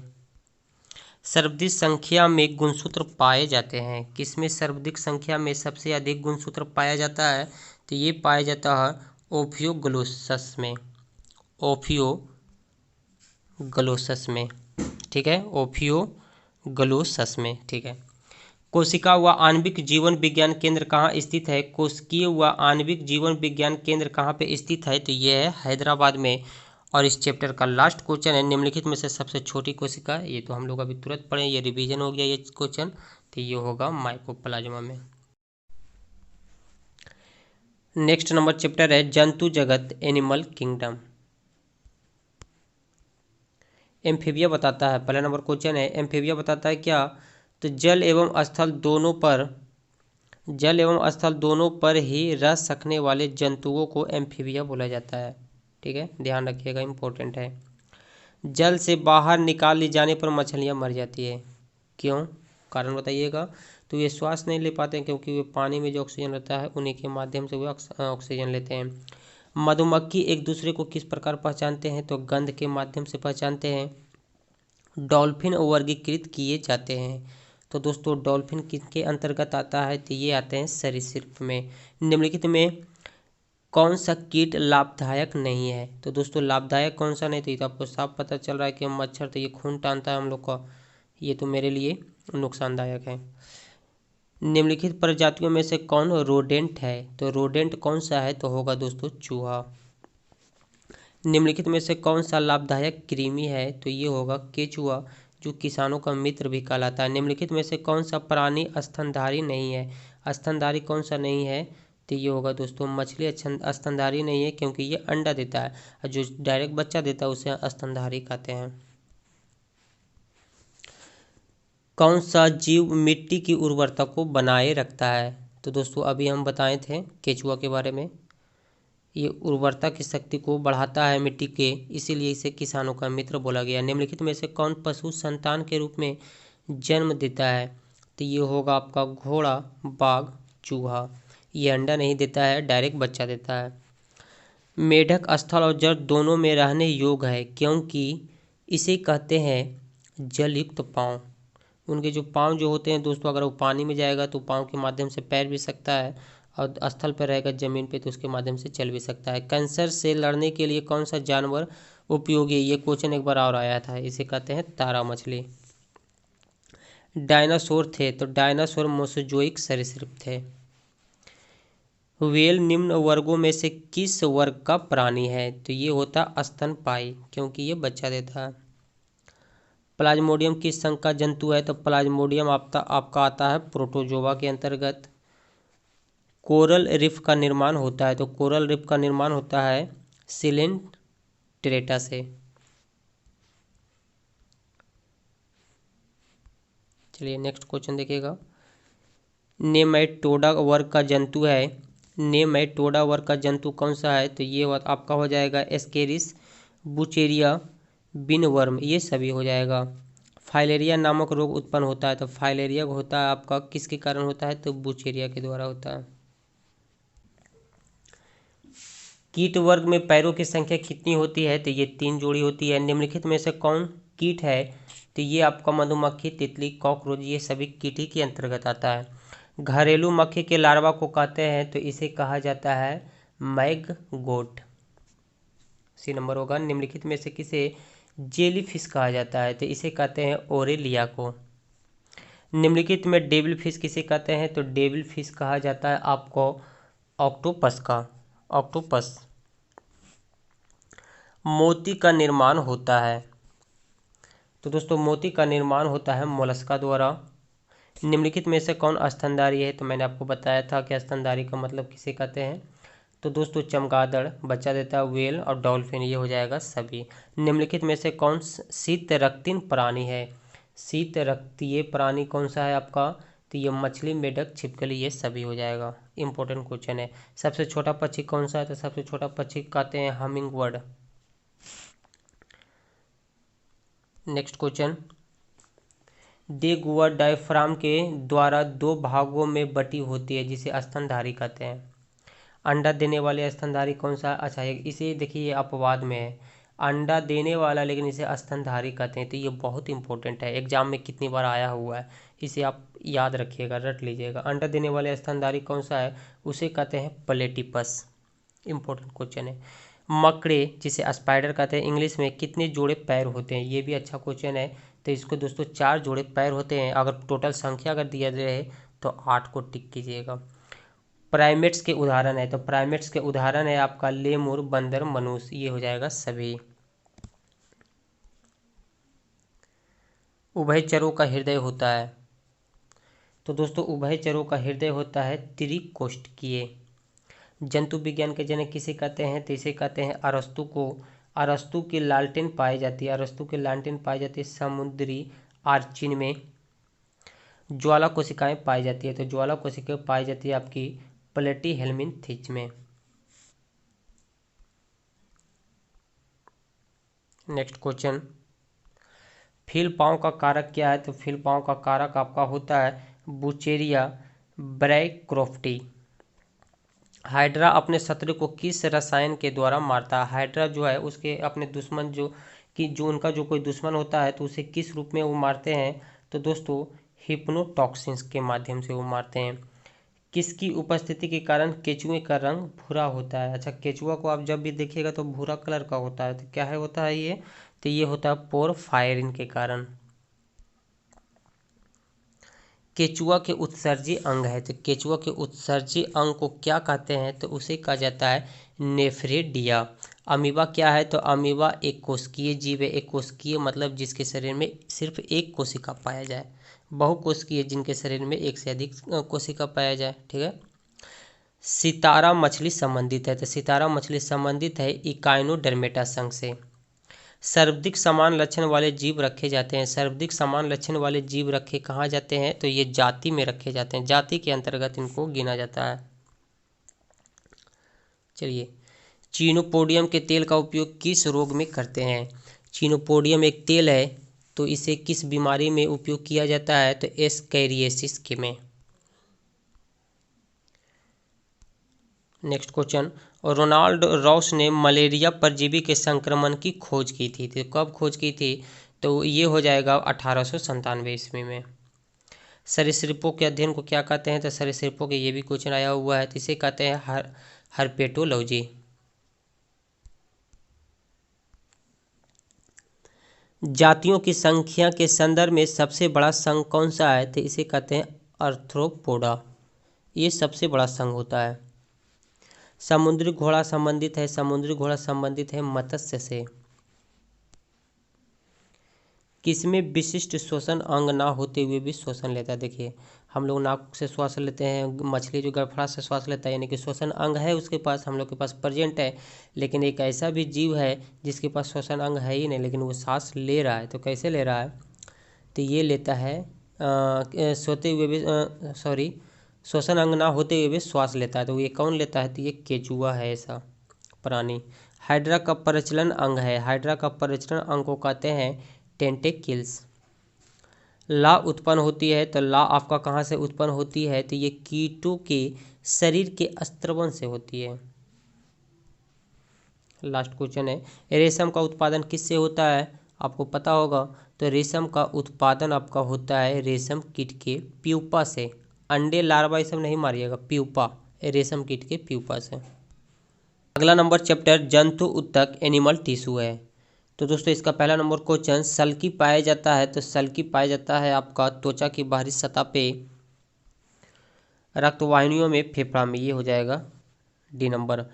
मास्ट कोशिका स्त्रवित करती है, तो ये होता है हिपैरिन, हिस्टेमिन, सेरोटोनिन, आंसर हो जाएगा डी नंबर, सभी हो जाएगा। टेंडन जोड़ता है, टेंडन देखिए इंपॉर्टेंट क्वेश्चन है, टेंडन किसको जोड़ता है? तो पेशी को हड्डी से जोड़ता है, उसे कहते हैं टेंडन। पेशी को जो हड्डी से जोड़ता है उसे कहते हैं टेंडन। और एक होता है लिगामेंट, देखिए क्वेश्चन यहाँ पे दिया हुआ है, लिगामेंट, लिगामेंट किसे जोड़ता है? तो हड्डी का, अगर हड्डी को जोड़ेगा, हड्डी से अगर हड्डी जुटेगा तो उसे लिगामेंट कहते हैं। अब पेशी से हड्डी जुटेगा तो उसे टेंडन कहते हैं। रक्त परिसंचरण के बारे में किसने बताया था? ये भी इंपॉर्टेंट क्वेश्चन है, तो इसका हो जाएगा विलियम हार्वे। हड्डी में कौन सा प्रोटीन पाया जाता है? तो ये होगा ओसिन। तंत्रिका कोशिका के बटन में पाया जाता है, तो ये होगा एसिटाइल कोलिन। कौन क्या पाया जाता है? एसिटाइल कोलिन पाया जाता है। रेखित पेशियां पाई जाती है पाचन तंत्र में, श्वसन तंत्र में, पैर में, या सभी में, तो ये रेखित पेशियां पाया जाता है पैर में। जनन उपकला से निर्माण होता है, तो दोस्तों जनन उपकला से निर्माण होता है शुक्राणु और अंडाणु दोनों हो जाएगा। घनाकार उपकला पाई जाती है, तो दोस्तों ये हो जाएगा, इसका भी हो जाएगा डी नंबर, श्वेत ग्रंथियों में, वृक्क नलिकाओं में और जनन ग्रंथियों में। श्वेत रक्त कण का मुख्य कार्य क्या होता है? तो श्वेत रक्त कण का तो रोग प्रतिरोधक क्षमता का धारण करता है, ये बहुत इंपॉर्टेंट क्वेश्चन है। सर्वव्यापी रक्तदाता का रक्त ग्रुप होता है, तो इसका आंसर हो जाएगा दोस्तों ए नंबर, सर्वव्यापी रक्तदाता का रक्त ग्रुप होता है ए। निम्न रक्त वर्ग सार्वत्रिक दाता होता है, यानी कि हमेशा वो किसी को भी ब्लड अपना दे सकता है। वो कौन सा ब्लड ग्रुप होता है? वो होता है ओ। सर्वग्राही वह व्यक्ति होता है जिसका रक्त सम होता है, सर्वग्राही जो सिर्फ लेता है, देता किसी को नहीं है, तो दोस्तों सर्वग्राही कहते हैं ए बी को। रक्त संचालन का प्रदर्शन सर्वप्रथम किया था, तो रक्त संचालन का प्रदर्शन किया था विलियम हार्वे ने। शरीर में हीमोग्लोबिन का कार्य क्या है दोस्तों? तो ये होता है ऑक्सीजन का परिवहन करता है, ये ऑक्सीजन को एक जगह से दूसरी जगह ले जाता है हीमोग्लोबिन के माध्यम से। हीमोग्लोबिन की उत्पत्ति किससे संबंधित है? तो ये संबंधित है लोहा से। हीमोग्लोबिन में क्या पाया जाता है, ऐसे सीधे भी पूछता है तो आप मारिएगा लोहा। रक्त का कौन सा अवयव शरीर के अंगों को ऑक्सीजन पहुंचाता है? रक्त का, ध्यान से सुनिएगा, रक्त का कौन सा अवयव जो है शरीर के अंगों को ऑक्सीजन पहुंचाता है? तो ये कौन पहुंचाता है? तो आरबीसी पहुंचाता है। रक्त समूह, ब्लड ग्रुप की खोज किसने किया था? रक्त समूह बोले तो, या फिर ब्लड ग्रुप बोले तो इसे कहिएगा लैंड स्टीनर। अब अगर आपसे पूछा गया है, अगर आपसे पूछा जाएगा रक्त परिसंचरण, रक्त परिसंचरण बोलेगा तो विलियम हार्वे, और रक्त समूह यानी ब्लड ग्रुप बोलेगा तो लैंड स्टीनर। कन्फ्यूजन होता है इसमें। लाल रक्त कण में बने लाल रक्त कण डॉट डॉट में बनते हैं, तो इसमें क्या बनते हैं? लाल रक्त कण में क्या बनते हैं? इस क्वेश्चन को इस टाइप से पूछता है कि लाल रक्त का निर्माण कहाँ होता है? तो अस्थि मज्जा में होता है। अगला नंबर क्वेश्चन है, एक स्वस्थ व्यक्ति का समान रक्तचाप कितना होता है? तो ये तो आपको पता है, इजी क्वेश्चन है, 120/80 होता है। सुप्ता अवस्था में मनुष्य का रक्तचाप क्या होता है? बढ़ जाता है, गिर जाता है, उतार चढ़ाव होता है, अस्थायी रहता है, यानी कि सोने टाइम रक्तचाप क्या होता है? तो ये होता है गिर जाता है, यानी कि कम हो जाता है। रक्त का पीएच मान क्या होता है? ये तो आपको पता है, 7 से अधिक तथा 8 से कम, यानी कि कितना होता है? 7.4 होता है। ब्लड बैंक किसे कहते हैं? तो ब्लड बैंक कहा जाता है एस्पिरिन या पीलिया को। मानव शरीर में कौन से अंग में लसिका कोशिकाएं बनती है? तो दीर्घ अस्थि में, आंसर हो जाएगा बी नंबर। मानव शरीर में रक्त का निर्माण कहाँ होता है? तो मानव शरीर में रक्त का निर्माण होता है आपका अस्थि मज्जा में, जिसे आरबीसी भी बोलते हैं।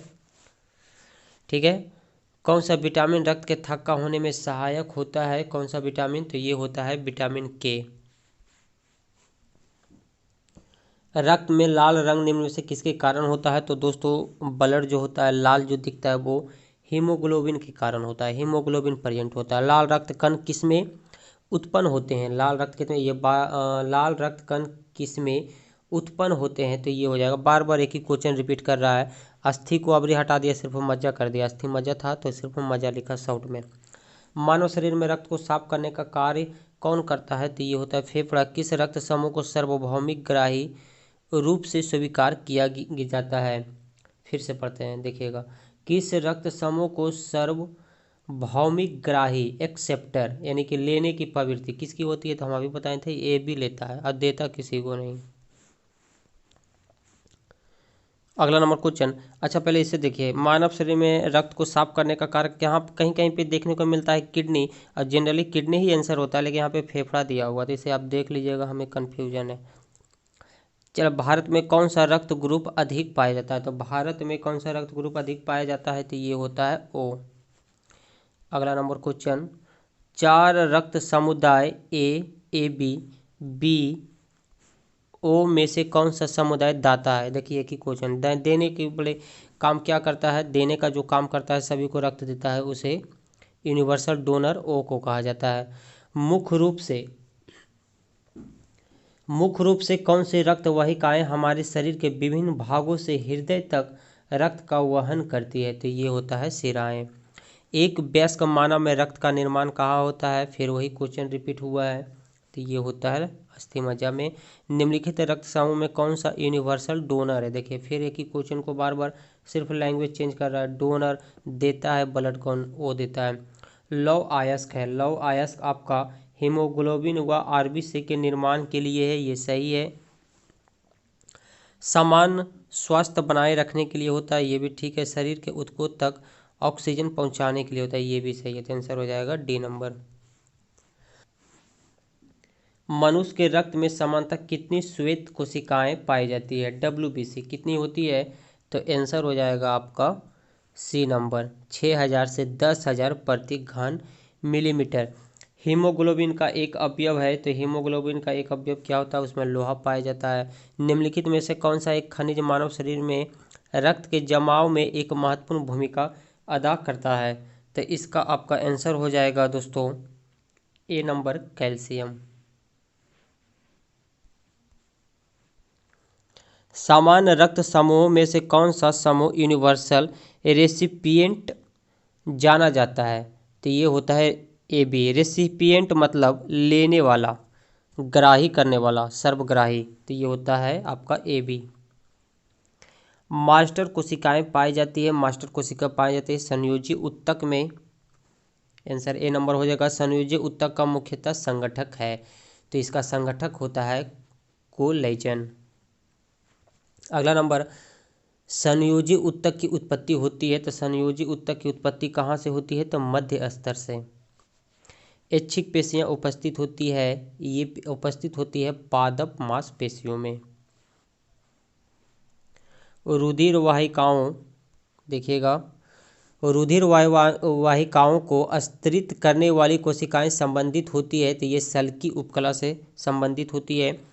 लिम्फ रुधिर से किसकी उपस्थिति में भिन्न होती है? लिम्फ रुधिर से किसकी उपस्थिति में भिन्न होती है? तो ये कोई आरबीसी नहीं होता, इसमें आरबीसी नहीं होता है। एरियोलर उत्तक जोड़ता है, एरियोलर उत्तक किसको जोड़ता है? तो ये पेशियों एवं उनके यौगिक को जोड़ता है। ऐसा 3 टाइप का क्वेश्चन बना था आपका। एक बना था लिगामेंट, जो पेशी को हड्डी से जोड़ता है, लिगामेंट हड्डी को हड्डी से जोड़ता है, और टेंडन का काम क्या है? तो ये पेशी को हड्डी से जोड़ता है। और एक और आया एरियोल उत्तक, एरियोलर उत्तक, तो ये क्या करता है? पेशी एवं उनके यौगिक को जोड़ता है। अस्थि का मुख्य घटक क्या है? तो यह है कैल्शियम फॉस्फेट। चलिए, उपकला कोशिकाओं का एक प्रकार जो फैलोपियन नलिका, श्वासनिका तथा छोटी श्वासनी की आंतरिक सतह को पंक्तिबद्ध करती है, उसे क्या कहते हैं या क्या कहलाती है? तो उसे कहते हैं पक्षमाभी उपकला। तंत्रिका को घेरने वाले संयोजी उत्तक की मोटी परत कहलाती है, तो उसे कहते हैं एपिन्यूरियम। अस्थि की लाल मज्जा बनाती है, तो ये बनती है आरबीसी। ये सीधे हमेशा अभी क्वेश्चन उलट दिया है। आरबीसी का निर्माण कहाँ होता है? अस्थि मज्जा में होता है, तभी उलट के क्वेश्चन पूछ दिया है। पेशियों में पाया जाने वाला संग्रहित खाद्य पदार्थ है ग्लाइकोजन। रुधिर प्लाज्मा में उपस्थित केटायन होता है। तो दोस्तों इसका आंसर हो जाएगा सोडियम। और लास्ट क्वेश्चन इस चैप्टर का, तंत्रिका ऊतक की रिपेयरिंग का कार्य करती है। तंत्रिका ऊतक की रिपेयरिंग का कार्य करती है गिलियल कोशिकाएं।